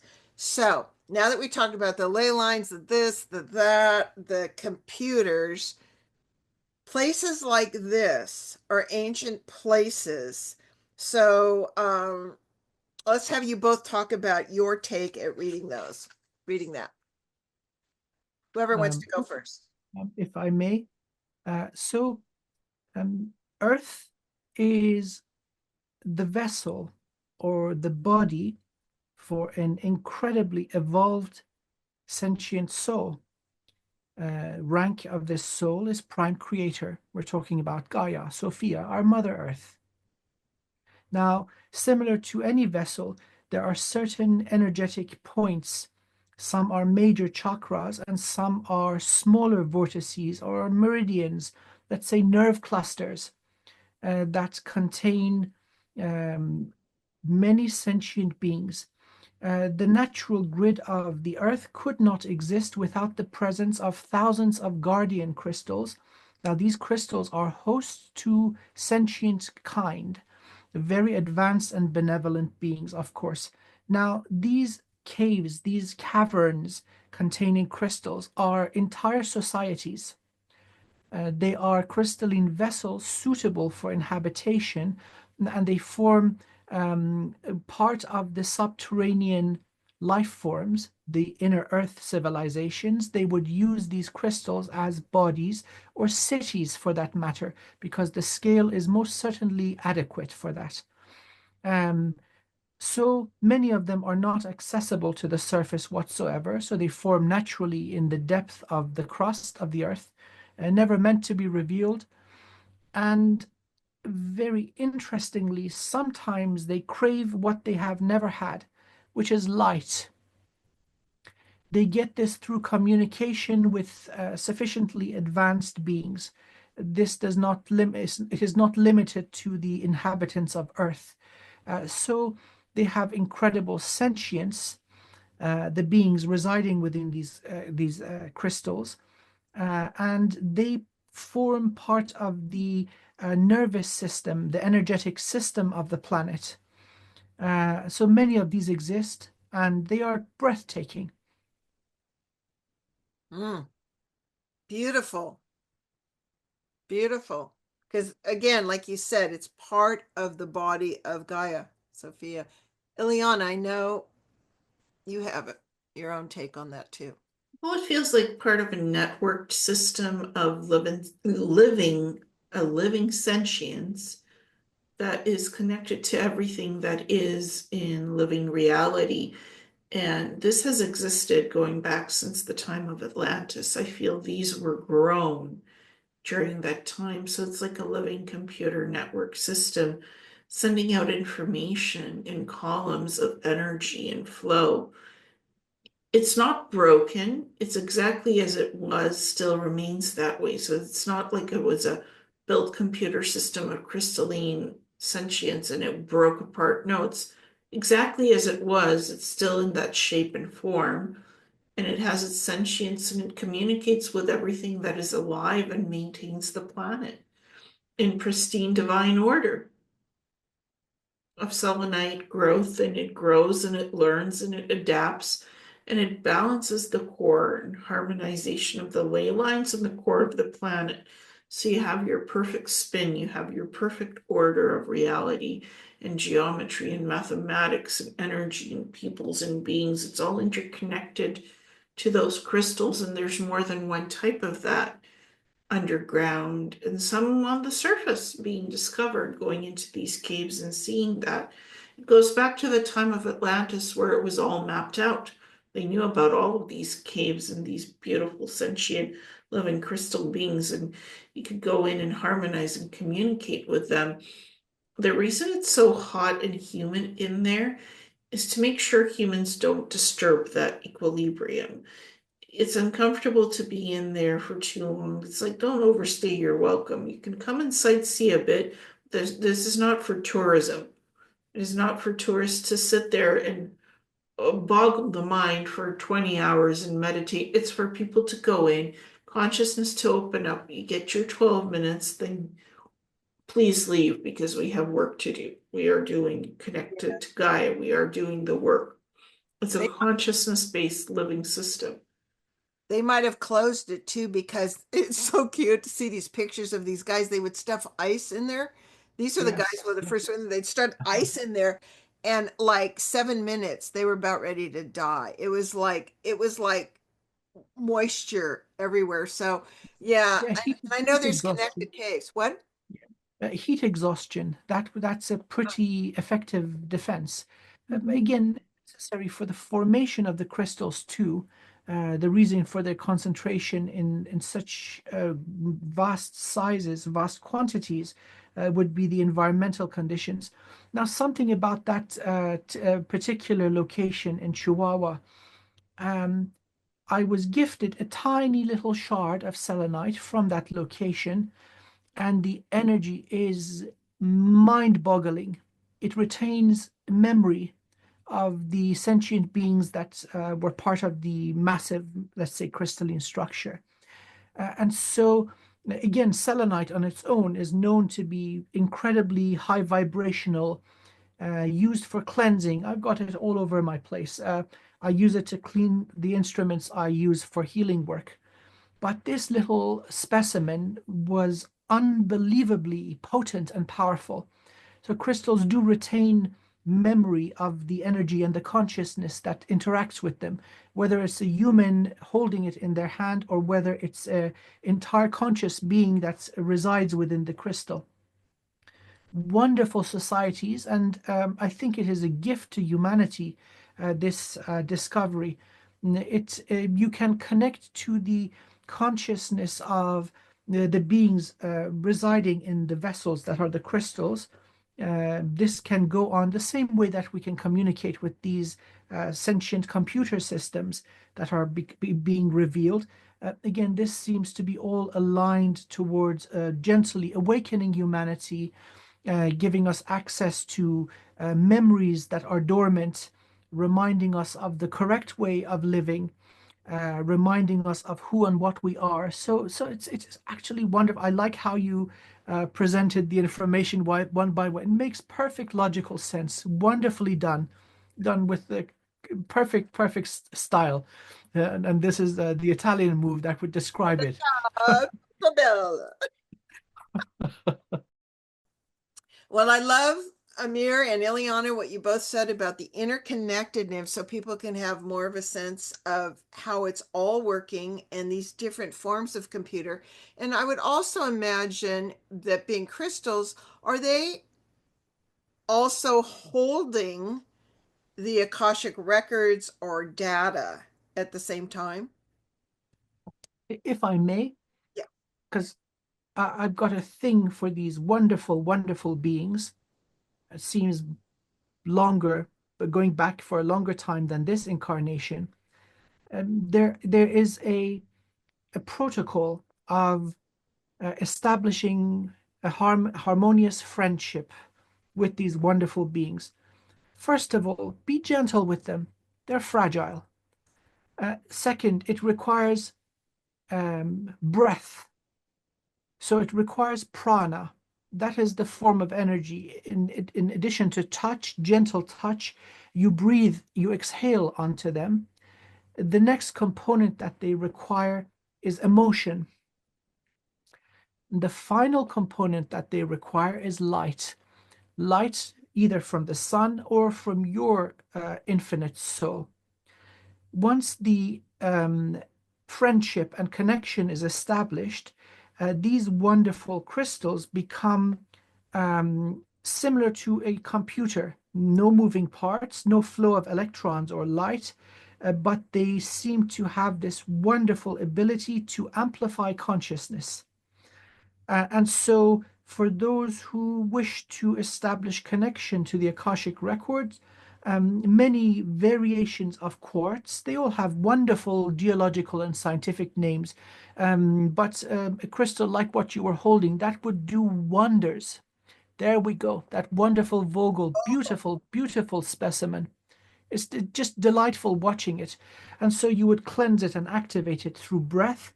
Mr. Vogel brilliantly suggested a protocol, but it is not a absolute necessity to follow those steps. There are many ways of doing this.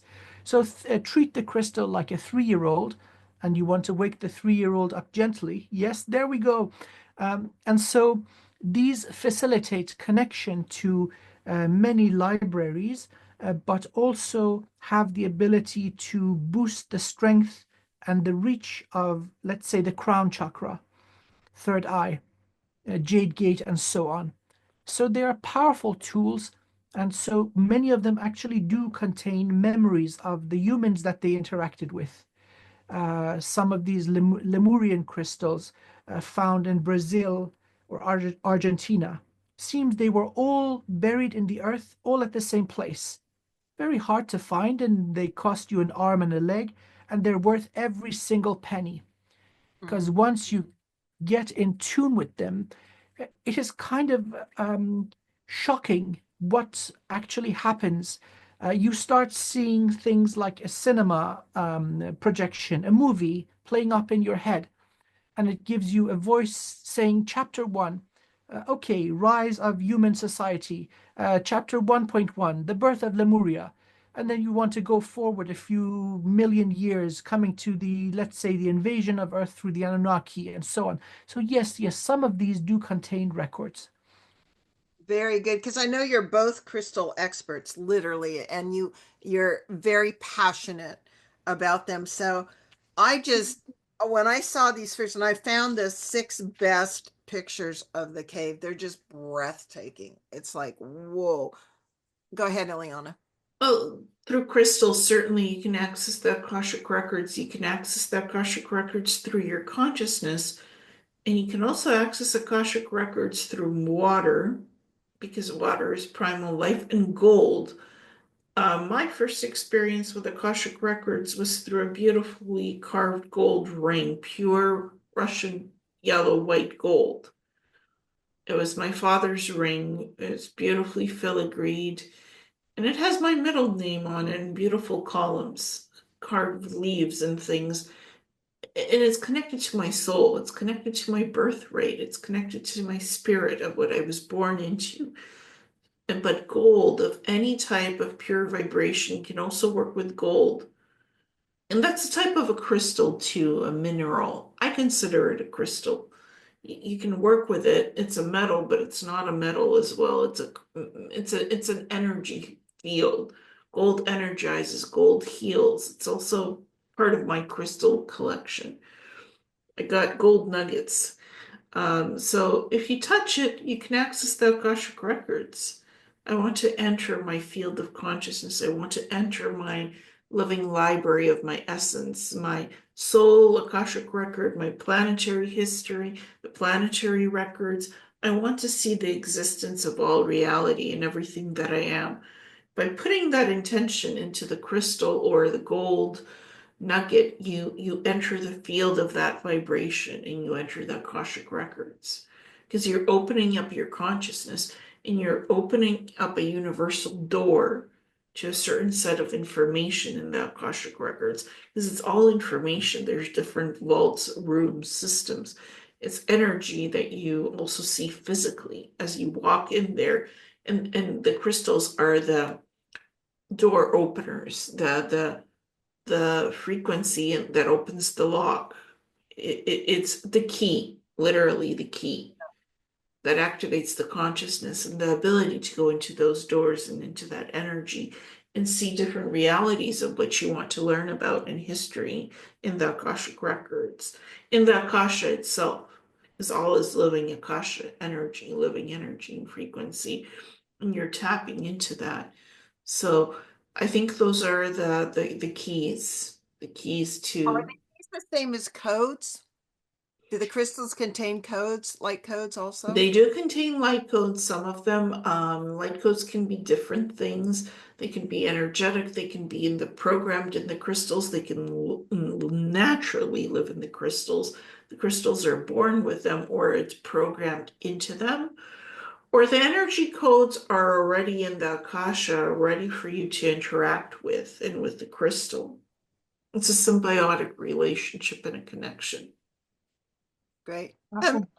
Beautifully said. Beautifully. I couldn't say it better in any way, word for word. Yes, symbiotic friendship, partnership, companionship. This is the correct way of using them. Beautiful. Well, thank you for that. Now, just a little bit more to add, because I cut you off a little bit, Ileana, is the Ark ships, because I want, again, us to keep bringing the connections. So now these Ark ships, sometimes called Eden ships I know Ptolemy calls them Eden ships, because they contain so much of the historical records and DNA. Folks, most of the subscribers by now probably know that up to 70 have been activating all over the place for the last, I don't know, 512, since 2012, I think for sure. So, do you want to add any connecting links of the Ark ships and the Garden of Eden, or did you say all that you wanted to say about that, Ileana? Well, going back to the Garden of Eden, human and the Golden Age, we were evolved beings as we are now, even more evolved than this. So those Ark ships and the crystalline computer systems and the sentient computers, they go back to that time of existence, even to Atlantis. So we're rediscovering everything that we have already created and been in existence. And we access crystalline technology on the space Ark ships. We access similar, smaller sentient living computer systems on the Ark ships. And the bigger sentient computer systems that Randy was discussing are talking to the Ark ships and reintroducing themselves and reconnecting. It's all interconnected. That's why I wanted to bring up the Ark ships, because they're talking to the sentient living computers. And some of the Ark ships have the smaller ones on there, and also crystalline technology that talks to that and makes that communication smooth and very easy to do between our human consciousnesses and those consciousnesses of those sentient beings. And that's the the whole connection, the cycle of life. Beautiful. Absolutely. Anything you'd like to add, Amir? Thank you. Well, it would make perfect sense to periodically store and back up peaks of civilization. And so in case of, let's say, unplanned natural disaster, so if something occurs and wipes out the population or distorts reality, like timeline warfare, abuse of portal technology, somebody brings in a black hole and wipes out an entire solar system, that there is some sort of reference to restore because things can be restored, but it requires advanced planning. So the Ark, yes, this is a multi-universal approach to the preservation of the best, and Earth is no exception. In fact, due to the periodic extinction events that humanity goes through, it seems the peak of every civilization of humanity before the extinction event has been protected by the wonderful guardians. So they have many, many backups of Earth at each civilization peak, too numerous to even say the words, the names of these civilizations in one human lifetime. This has been going on for a very, very long, long time. So this is wonderful.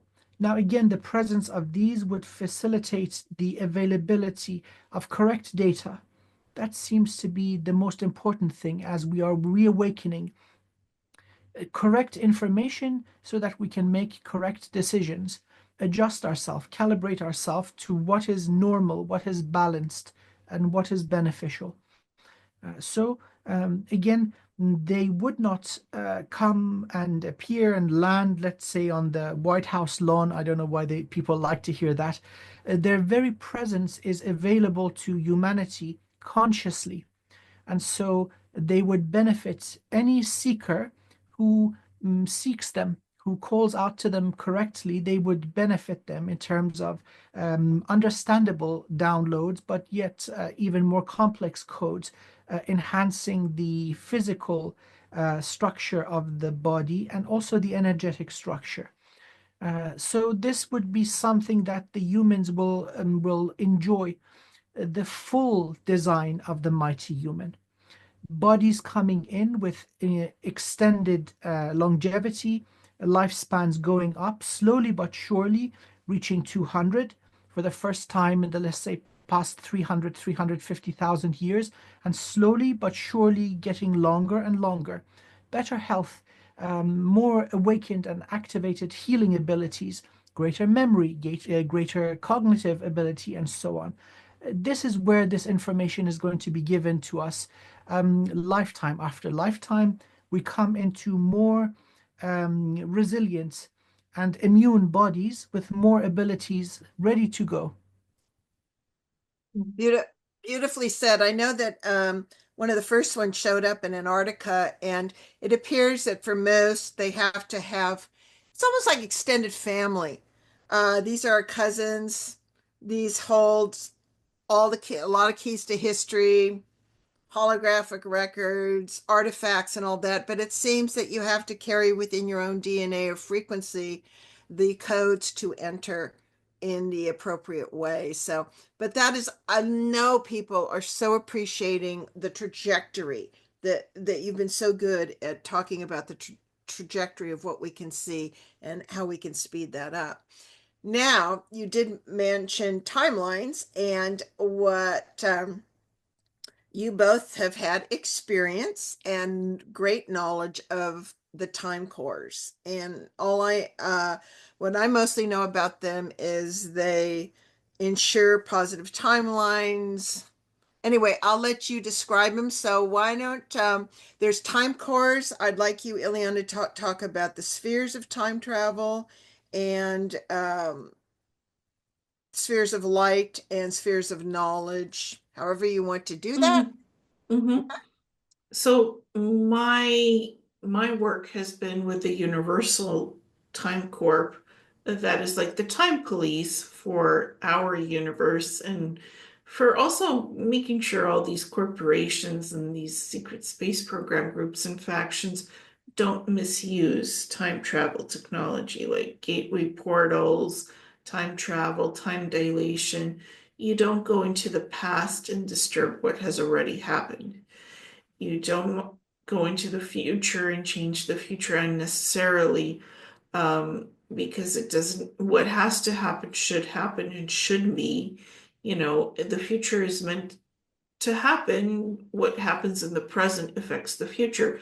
So the Time Corp police, the psionic defenders, if you will, they make sure that in our present, that this time technology is not misused. Portal technology, jump gateway technology for time dilation, altering timelines, walking into different dimensions, walking into different time streams of time, into your past, the present, or the future, that this is done, if it needs to be changed, that this is done for a positive reason, to keep the timelines clean and positive, to make it into one that's streamed and it's not chaotic and it's not going into branching off into different places where it shouldn't, where one has chaos, the other has this, and this, keeping it clean.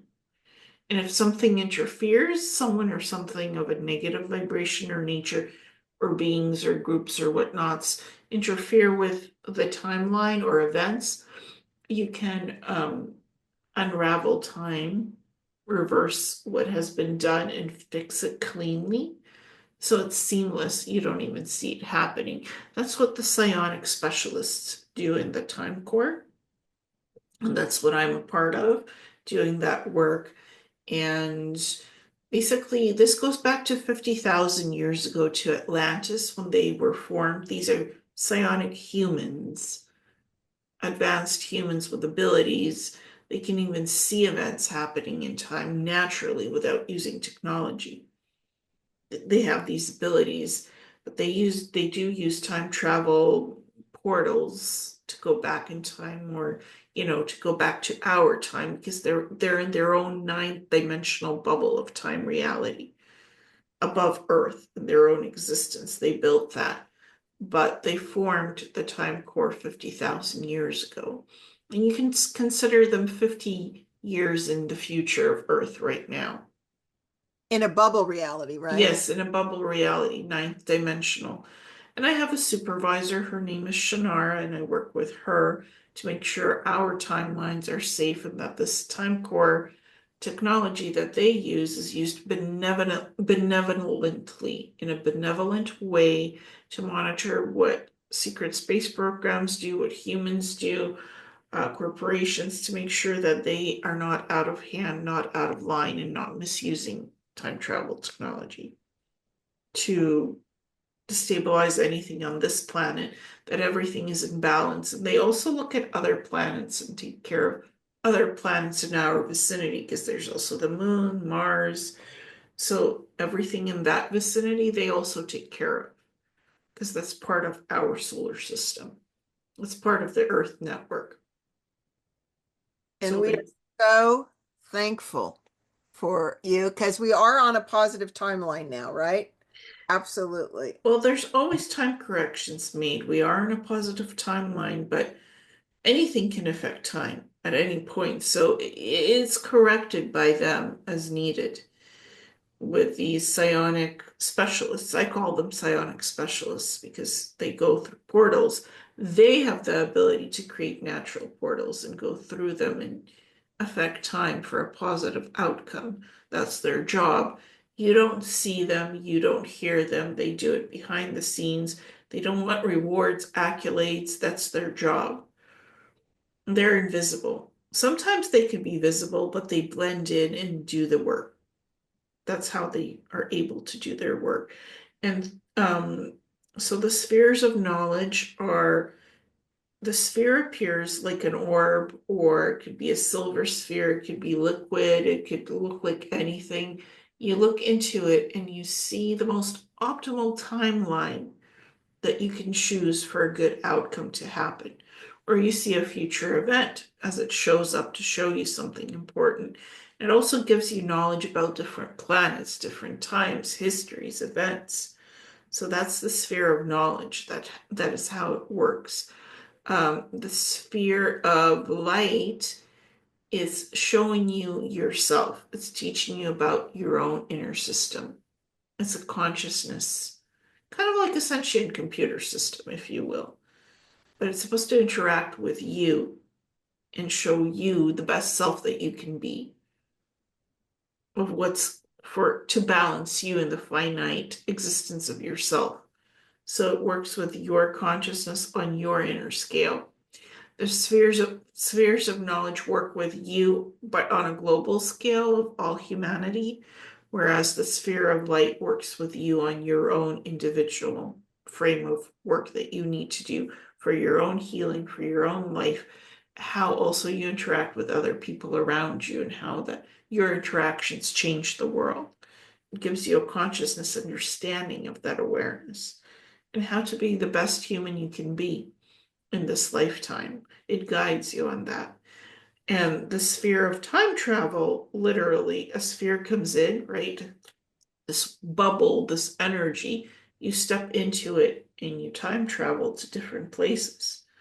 That's the sphere of time. It's literally an energy portal of transporting you in your human body and soul, where you need to go into a different dimension, a different warp bubble of reality, a physical planet. It is your own time travel device. It's beyond that Merkaba. It's another name for it, the sphere of time travel. Wow. Fascinating. And thank you. What about you, Amir? This universe is a free will universe. And so this wonderful organization was established with the motivation of safeguarding humanity and its destiny against violation of time. This was weaponized over a number of events which resulted in extinction, unplanned extinction on a grand scale. And so this is humanity taking responsibility for its own survival. And so this particular organization has done a fantastic job since their establishment. Violations of the natural flow and the streaming of timelines has been safeguarded. And they have a wonderful ability to nullify through the laws of physics. So it is a very much so rooted in scientific understanding of the fabric of reality, space, time, matter, energy, and also consciousness. So this was established at the very peak of the Atlantean civilization. This is the very best that humanity has produced. And so they are doing an incredible job. Again, they don't necessarily reset things just because some natural disaster occurs. Mostly it is the preservation of the natural and divine flow of life and consciousness. So they are guardians, they are protectors. And so as a result, they would have seen many natural disasters, plagues, illnesses, and also the scheduled extinction events, but these are all meant to be. But that which would interfere in an unauthorized way with a violation of universal law, that has been prevented very effectively. Mm-hmm. And they also foresaw the fall of Atlantis. That's why they saw that as a future event that would happen 100%. So that is why they formed this particular Universal Time Corp, to make sure that doesn't happen on a mass scale again.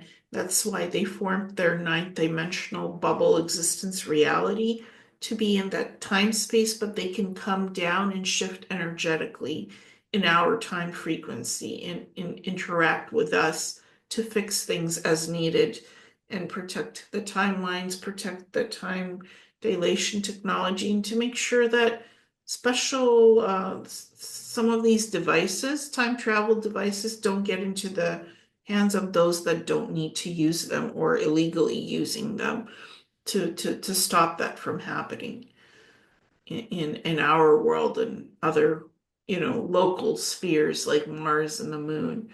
So they are the time police that, they police that's their particular niche of speciality, time dilation, time travel. That's why they're called the Universal Time Corp.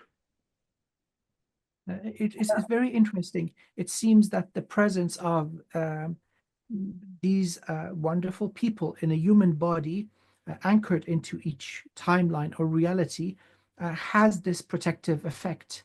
So as long as one of the members are in human form and living, time violation is impossible. They figured it out somehow through the energy that this individual is anchoring into the reality. And again, it is an anchoring, and it just takes one. And so by the way, there are many of them here now. It's not just the single individual, but they do have this effect through the soul codes, the light stream that they anchor into this reality. Violation of time becomes impossible. So yes, it's done really, really nicely. Now, I'd like to emphasize it's the very best that humanity has produced. They're doing their job, and they're doing it really, really well. And that totally, and it does obviously look like that Randy Cramer, who's now a colonel, by the way, he got promoted, is in an emergency because he was planning on being here, and I know he would feel bad about missing this opportunity. So I'm doing my best to fill in what he knows. And one of my earlier shows with him 2 years ago, which is worth listening to, he did mention that what he knew of the time cores, very high IQs from Atlantis, about 50 years in the future in a bubble reality. And that's pretty much all he was willing to say back then. So again, corroboration here. So great job. And one last very important, we're going to close with a very important topic, which we were going to let Randy start with, but all of you, by the way, he put Randy, because I know all of you say, hey, have Colonel Randy back on. And I want to give you, I don't think you guys have his contact because he shifts a lot. So you do youtube.com/@COL Randy Cramer, short for Colonel, COL Randy Cramer. Okay. And on those, that's where he does his updates. And his big thing is he is the public relations for the whole, in the old days, it was called the fake real alien invasion strategy. In the early show we did a year or two ago, I came up with 5 agendas that everyone would be having. He more or less agreed with that. Now he's narrowed it down. He still feels it's a related topic, but he and I both prefer to, shall we say, call it the ET disclosure intervention event of how it may eventually lead to that. So I do know that both of you are incredibly informed about that you have accurate intel. And so how about if I start with you, Ileana? And if we can, make this fairly concise, because all of you know that there's been reported across the world, and Randy says up to 6,000 so far across the world. The typical drones, the drones, the ones that look mechanical, more advanced drones, a few extraterrestrial ships, plasma orbs, regular orbs, and a lot of the speakers and researchers have all their own ideas about it. I know that you both will know the truth. And if we can get to the various agendas, Randy still believes, he says, in short, he said, quote, I feel we are being put into United Nations intervention compliance, and we are being put into a point of intergalactic compliance with low low civilian risk. He said he thinks that's going to be the eventual outcome of this, of what rolls out. So, Ileana, you go ahead. Well, the extraterrestrials have their own crafts, exotic crafts that are coming in that look like orbs, spheres, that look like cigar ships, and your typical saucer. So that appears.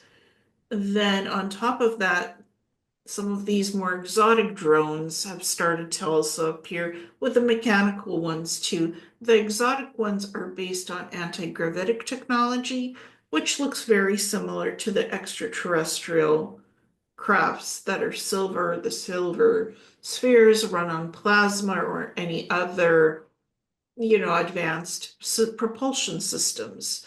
There's various types. So the extraterrestrial groups have their own, what you can call advanced crafts or drone systems that are monitoring human consciousness and our evolution. That's what they're here to see. They're here to also make sure we don't, destabilize our own civilization. They monitor things so things are in balance. So they know who we are and what we do here. So they don't have to worry and we don't have to worry. That's looked after. They're here for that. And that's one layer of what I discovered looking into that matter. There's the, advanced anti-gravitic reverse engineered drone systems that are now hovering as part of, I guess, a way to find out how humans react to these advanced systems. That's one form of layer what's happening to how are we reacting to what they're releasing of higher technology. These reverse anti-gravitic systems based on some extraterrestrial technology and some things we've made. So that's another layer to it. And a third layer is that also what that gentleman had developed, advanced portal technologies were illegally misused and built in underground facility depots, or underground bases where those portal systems aren't supposed to be, transporting goods, people unlawfully, illegally, supplies of stuff, medical and non-medical. All of that is shielded and it's located underground. So some of these advanced anti-gravitic crafts that are large, like cars or larger, what people are thinking are drones, are actually not drones so much, but are crafts, man-made ones, reverse engineered. Not so much nuts and bolts. They're looking for these illegal portal systems to disable them with waveform technology and shut it down. So there's legal military that has sanctioned some of these things, what we're seeing flying above us, to shut down the illegal portal systems that the illegal military is using without permissions. So that's what they're looking for and shutting down, to have balance and law and to preserve the balance of what should be in balance and to remove the illegal stuff.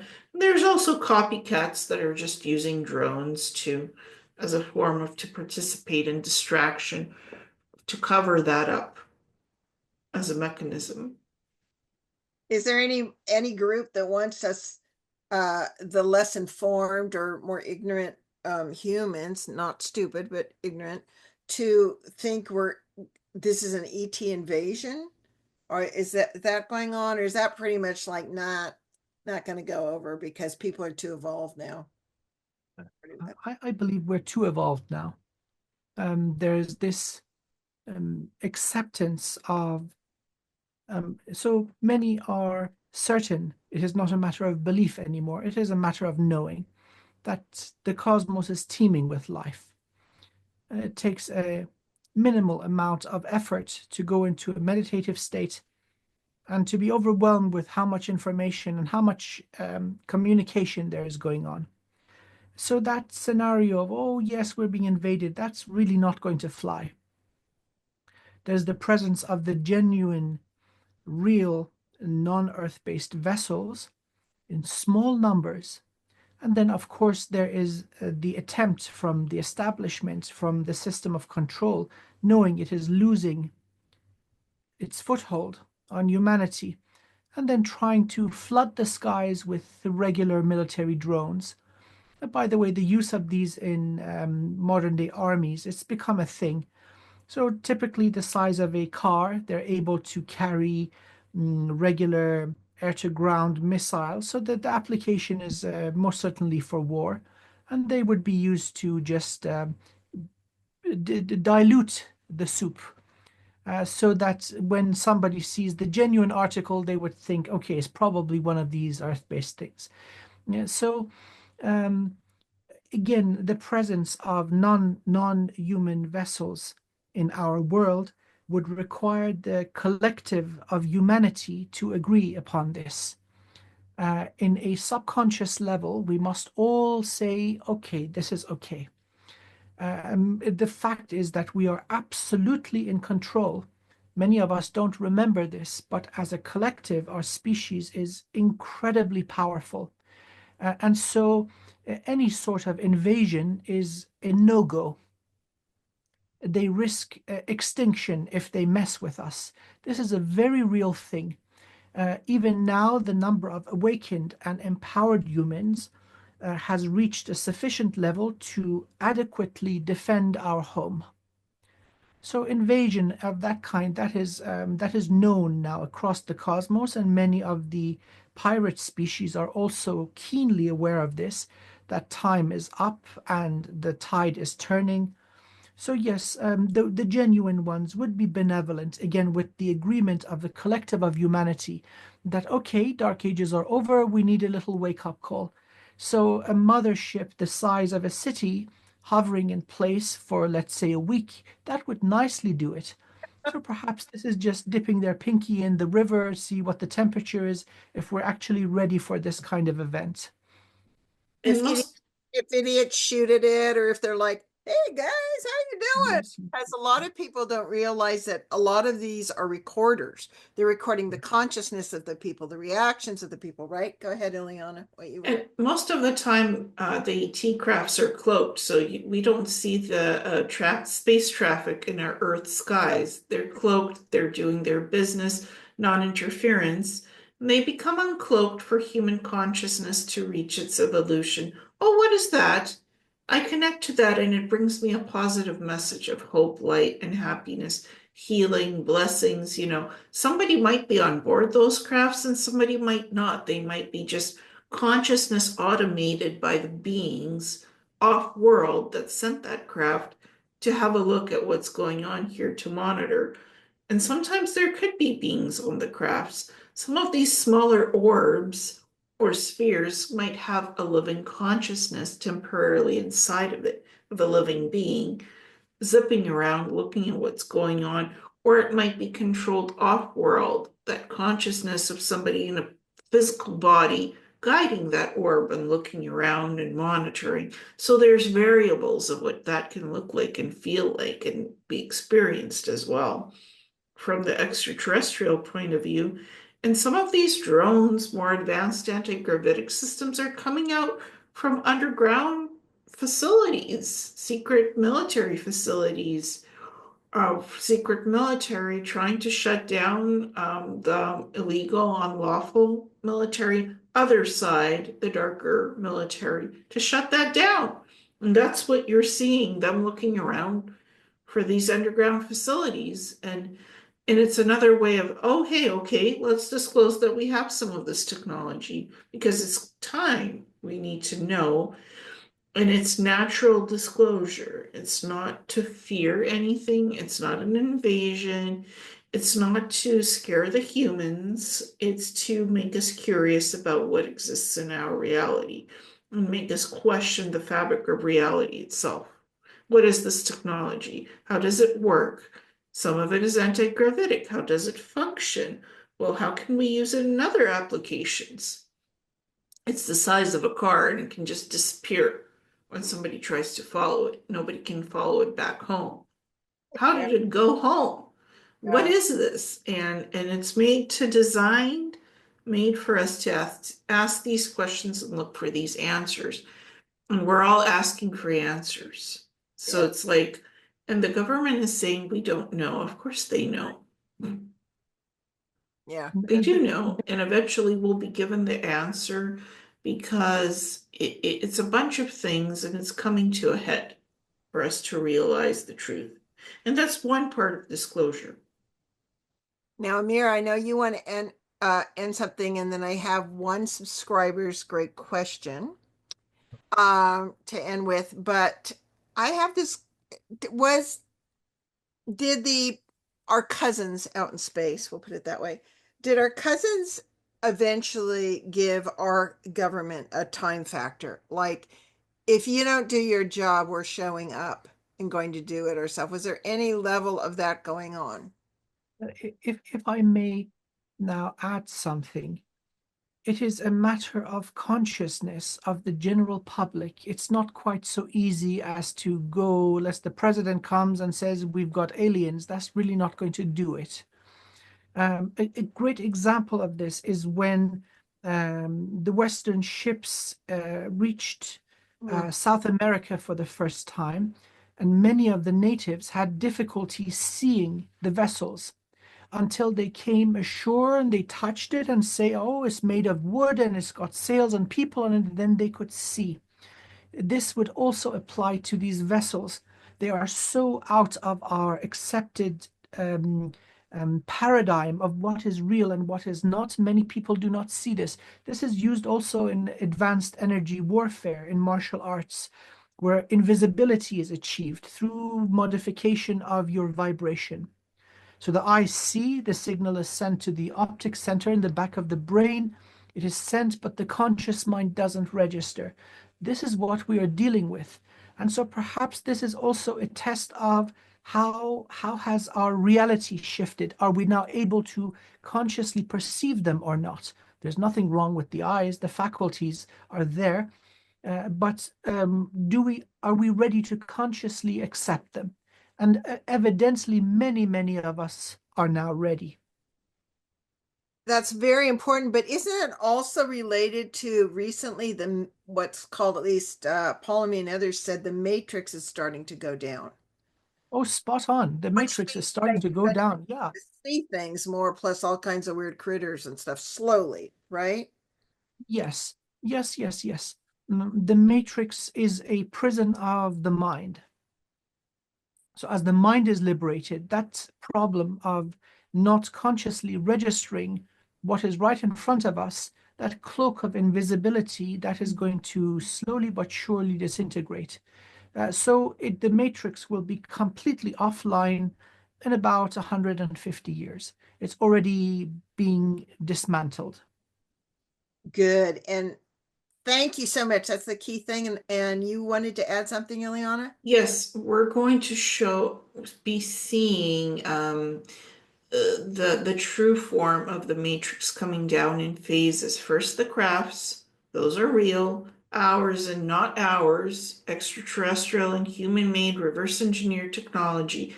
That's part one of disclosure phase. Okay, what's next? How does that work? How does that technology get implemented with humans? How do we become spacefaring? How do we go into space? These advanced technologies, healing, medical, cleaning up the pollution, phase two, then the weird critters. What are those? Who are those? Why are they here? Were they engineered? Are they organic, natural? Like, what's going on? The more weird stuff that, has been here all along.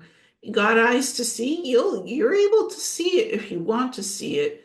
Some people are just using their natural defense systems not to see it, to be blind to it, and to just go about their life, to live, to serve their missions, what they came here for. If they don't need to see that, it's shielded. They're purposely protecting themselves from seeing that with their own ability. If you don't need it, you don't need to see that. Eventually, everybody will, because that's where it's heading. But it's also individual choice how much you choose to experience and why. To see what you want to see and what you don't want to see, you shield yourself from it. organically with your mind, your brain, and your ability. You have Right. layers of ability shielding from what you should be seeing and what you shouldn't be experiencing, doing, or seeing. Some of us have fully opened that and are seeing everything. You can't put it past us. Every little thing happening here, you can consciously see it. And some of us are blocking that out because we don't need to experience that right now. Or we're opening it up a little bit consciously or more so to have a scope of that reality, to dip the toe into it and see what the matrix is really all about, or seeing it falling to certain degrees. And that's all the phases. It's happening in phases for our protection for a reason. Because you can't just give disclosure all at once, everything of plethora of disclosure, because there's different informations and degrees of it. You can't just give it to the human all in one, like, look at folks, all of it. Well, the truth is now here for you. That can be scary, and that could be very Cognitive dissonance, big time. yes, yes, it's consciously scary. So it's given in portions and parts.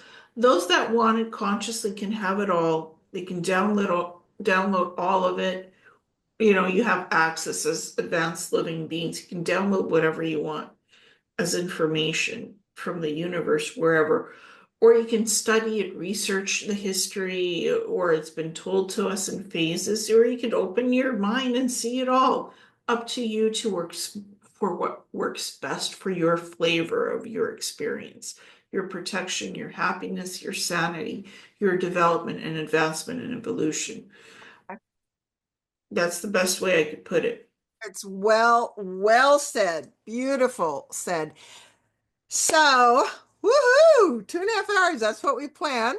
We did good. And a very loyal and discerning subscriber, Roxanne Victor, who I know watches everybody, and she had a session with you early on and loved it. And she asked a question, which is an alignment and a great ending to the show. Which is, she is saying, Dr. Amir is unique, has so much wisdom and the ability to teach that is a true talent. He has helped me to lose all fear and impatience. Sign me up. No. My question for your next talk is what he would see for humanity in, now we covered that, but she says in 1,000 years, and what are we doing with our gifts fully online, both here and in the galaxy? Well, it is our destiny to be the instrument of evolution, ourselves having gone through the most extreme regiment possible. We can significantly speed up the evolution of entire species through the wisdom that we carry. So our role is going to be that of healer, of prophet, of teacher and educator and guide. We have a very rich history of disaster. And so by sharing our story, we can tell them, beloved ones, please don't do what we did. This is what we endured. This is how we massacred each other. Don't go down that way of hatred and vengeance. This is what it will lead to. And have actual footage to present to young beings. And so this is the result, the reward of all these hundreds of millions of years of evolution. But even greater than that, that is not the ultimate victory or destiny of humanity.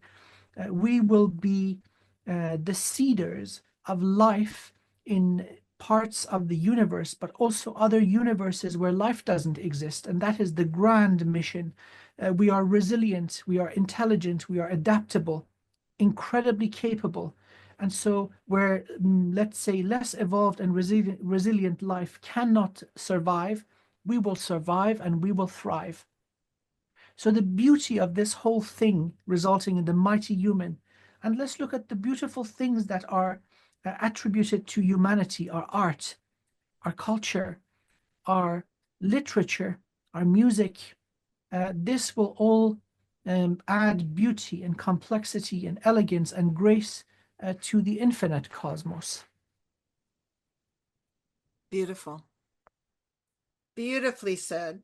Well, and I see some things too. It's the ultimate project is preservation of humanity, preservation of the positive timelines, opening up teaching consciousness awareness, opening up ability of consciousness and learning organic consciousness and connection, telepathic, psionic communication. Okay, on learning how to work with your body scale, learning how to harmonize and have a clean body. Okay, if you ate something that is not pure and clean, how do you purify your body with your ability of healing to cleanse it so you don't need a holographic medical pod to jump in and have technology, even though it's great technology, do it for you. You self-clean, self-regulate with your abilities because we're crystalline and we're coming online in crystalline form, not just the physical. So we can do that ourselves, clean up our own body, change the environment around ourselves, and be the ultimate creators. We are the creators of the reality. We can literally create a different timeline in the future, 1,000 years from now, that is pure, prosperous. We are doing the work we want to be doing, not be just tested and hired and have to go through the rigmarole of testing for a job that we want, but the bureaucrats control and we can't access what we want to do as our dream, as our reality, of what we want to live like. We can live like what we want because we are creating those realities with our abilities. That's what's ahead 1,000 years in the future for humanity as an evolution of using our gifts and abilities. Co-create what you want, not what you don't want, and remove out of your reality that is what is negative and hindering you from your positive creation, because you can remove it too and shift it with your abilities. The psi abilities are what we work with. Yes. And consciousness creation to be your best self, your happiest, healthiest self, your most vibrant creation that you want. You want to be in the physical body safely, experiencing it. There's none of these things that are right now as hindrances or imbalances. That which you do not like, you do not co-create. You can dissolve that and co-create beauty in what you want to experience. That is what's in the future and what's to come of these abilities and using that and it's fully being online. Beautifully said. And we vote.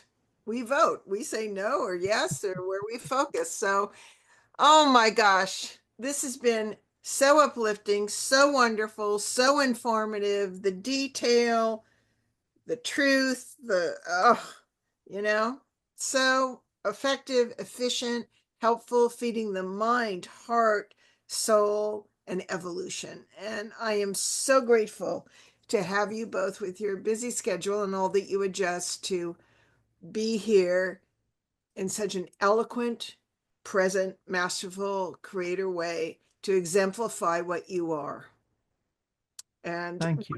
and what others can activate. Well, it would not be possible without you. So all that you said right back at you, my wonderful friend. Thank you for being so awesome. And thank you for all you do for so many. Bringing this all together is not easy. And it takes great willpower and wisdom. So you do it with considerable style. I'm very grateful. Thank you so very much for the opportunity. Oh, my blessings. And for Thank, you. thank you for holding safe space for us to be in a beautiful graciousness and kindness. Oh, I tell you, I just have so much fun doing this. It's just a true honor, and it's always delightful when one is living their mission with such other cooperative, respectful, beautiful beings. And I know I will get a response with like, this roundtable was so respectful. And because I've gotten that before, and so you exemplify the cooperative, cohesive, fluid nature of creators creating together. My contact information is my website is Messages from a Star Traveler, and Marilee will have the link to the website. And I can anybody can go on the internet, type in messages from a star traveler, and that'll be there, and you can find the website on the internet too. I have a show, Awakening Cosmic Reality Show on YouTube. You can also just type that in into a search engine and find the YouTube, where I post teaching information about healing, about soul evolution, ascension consciousness, secret space program stuff, and much more. My books are on Amazon, so under LK. And if anybody wants to find me, the email is seekingthetruthinreality@gmail.com. Marilee will include that also in the contact info, and that's the best way to reach me and ask me information. Or I also do healing services, energy healing, psychic development, Akashic Records readings. Right now I'm on a bit of a break, but I do all of that fun stuff. So those are some of my specialties. And just tapping into the universe to bring in teaching information. Thank you so much. Wonderful. And Amir. I've got a website, wizardofwivenhoe.co.uk. Presence on Facebook and YouTube, same name, Wizard of Wivenhoe. It would be an absolute honor to work with each and every one of you. Thank you so much. Thank you so much. And again, for the team, thank you for your curiosity, for your willingness. And please not only like and share with others this invaluable information and uplifting hope. We will do this. We are doing this, and we have an amazing future. So hang in there, and until later, bye-bye.